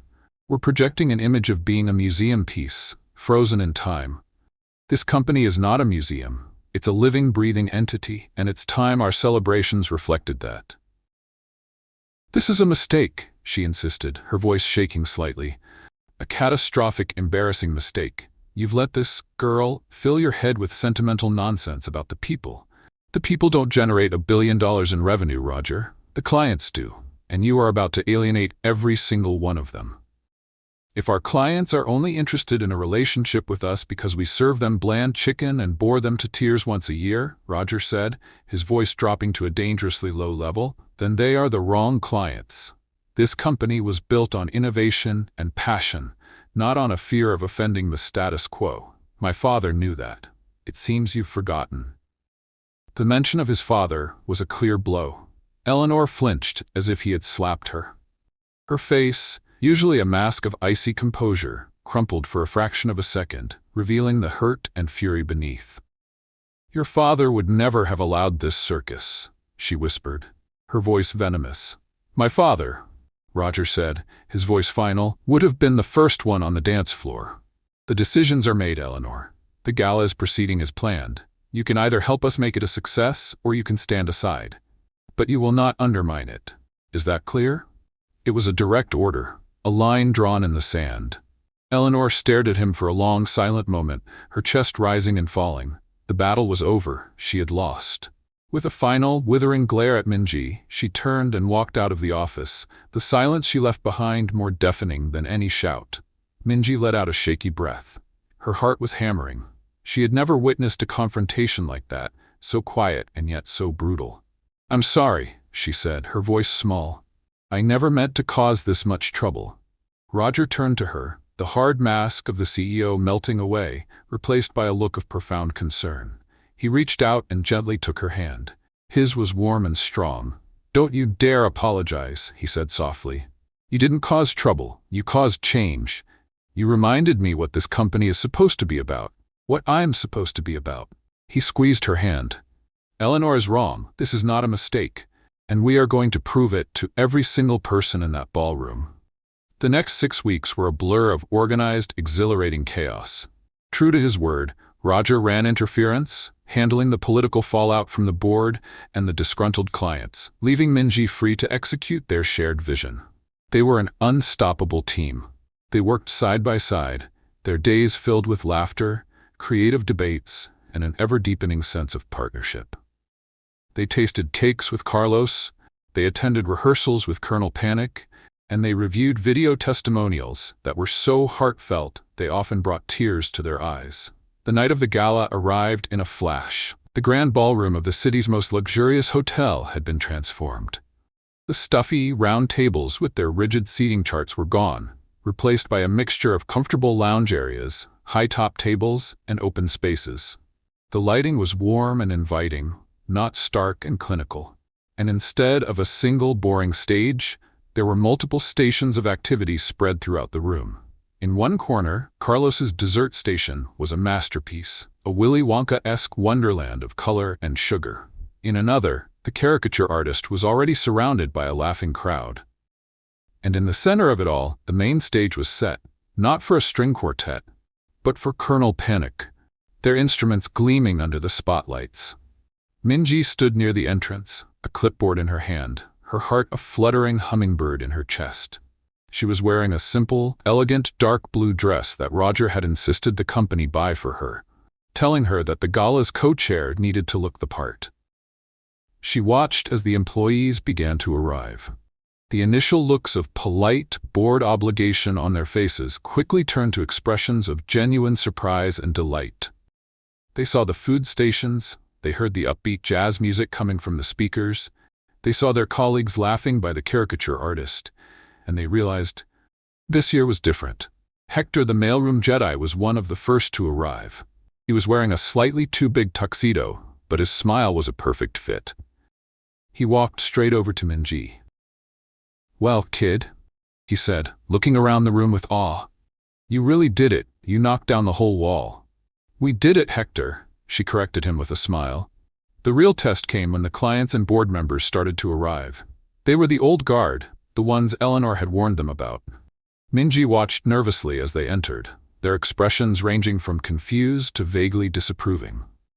And then Roger made his entrance. He looked impossibly handsome in a classic, perfectly tailored tuxedo. He moved through the room with an easy, confident grace, but he didn't head for the VIPs. Instead, he walked straight over to Hector, shook his hand warmly, and asked him about his grandkids.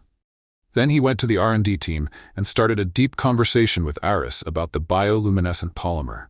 He was mingling not with the powerful, but with his people. Minji watched, her heart swelling with a profound sense of pride. This was his public declaration. This was his redemption. The awards ceremony was the emotional core of the evening. Instead of long, boring speeches, the big screens lit up with the video tributes. The room fell silent as they watched a young engineer tearfully describe how Hector had mentored him when he first started. They laughed as Brenda's entire department recounted a hilarious story about her dedication. They saw the real people behind the job titles, and they were celebrated not for their contributions to the bottom line, but for their contributions to each other.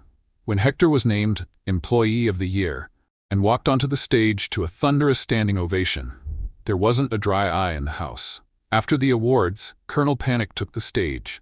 Leo kicked off the first song with a funky, infectious bass line, and then Mabel started to sing. Her voice, that rich, soulful alto, filled the ballroom. She wasn't just singing a song, she was testifying. It was pure, unadulterated joy. For a moment, people just stood and watched, stunned. Then a few brave souls started to dance. Soon, the floor was packed. Engineers were dancing with accountants, marketing reps were dancing with customer service agents. Minji was standing at the side watching it all unfold, a happy, tearful smile on her face when Roger appeared at her side. "Looks like you got your wish, Dorothy," he said, his voice full of warmth. "People are dancing." "It's even better than I imagined," she said, her voice thick with emotion. "There's just one thing missing," he said. He held out his hand. "The wizard needs to have one dance with the woman who pulled back the curtain on him." She laughed and took his hand. He led her onto the dance floor, and as the band transitioned into a slow, soulful Etta James ballad, he pulled her close. They moved together perfectly, swaying to the music. The rest of the world, the entire ballroom, seemed to fade away. There was only the music, the warm lights, and the feeling of his hand on her back. "Thank you, Minji," he whispered, his voice low and for her ears only. "You gave me my company back. You gave me my father's legacy back." "You did it yourself, Roger," she whispered back. "You just needed a little push." He looked down at her, his stormy eyes full of an emotion that made her heart stop. "I think I needed you," he said, his voice barely audible over the music. And then he leaned in and kissed her. It was a soft, gentle kiss, but it was filled with all the unspoken words, the shared laughter, and the quiet moments of the past few weeks. It was a kiss that felt like coming home. It was perfect. A loud cheer erupted from the people dancing around them, and they broke apart, both of them laughing and blushing. Later that evening, as the party was still going strong, they found themselves on a quiet balcony overlooking the city. "You know," Roger said, looking out at the twinkling lights, "this feels like the first real legacy gala this company has had in 30 years. To the heart of the machine," Minji said, raising an imaginary glass. "And to its brilliant, beautiful, and slightly mutinous new engineer," he replied, clinking his imaginary glass against hers. He reached into his pocket. I have something for you," he said, suddenly looking a little nervous. He pulled out a small flat box. She opened it. Inside, nestled on a bed of velvet, was a simple, elegant nameplate for a desk. It was engraved with her name and underneath her new, official title. It didn't say Head of Corporate Morale. It said Minji Park, Chief Heart Officer. She looked up at him, her eyes shining. "Chief Heart Officer?" "It felt more accurate," he said with a small, shy smile. "Every company needs a balance sheet, but it turns out what this one really needed was a heart." She threw her arms around his neck, laughing. This was it. This was her place. It wasn't just a job or a promotion. It was a partnership, a new beginning. And as he kissed her again under the starry city sky, she knew with absolute certainty that the best was yet to come. What did you think of the story of Roger and Minji? On a scale of 0 to 10, how would you rate their journey from a broken coffee machine to a brand new gala? Let us know your thoughts in the comments. And for everyone who has stayed with us until the very end, who believes that the best innovations come from the heart, and that even a CEO needs to be reminded how to fix things, please comment, Chief Heart Officer. We are so grateful to share these stories with you. Thank you for watching, and don't forget to subscribe for more narratives that will change the world.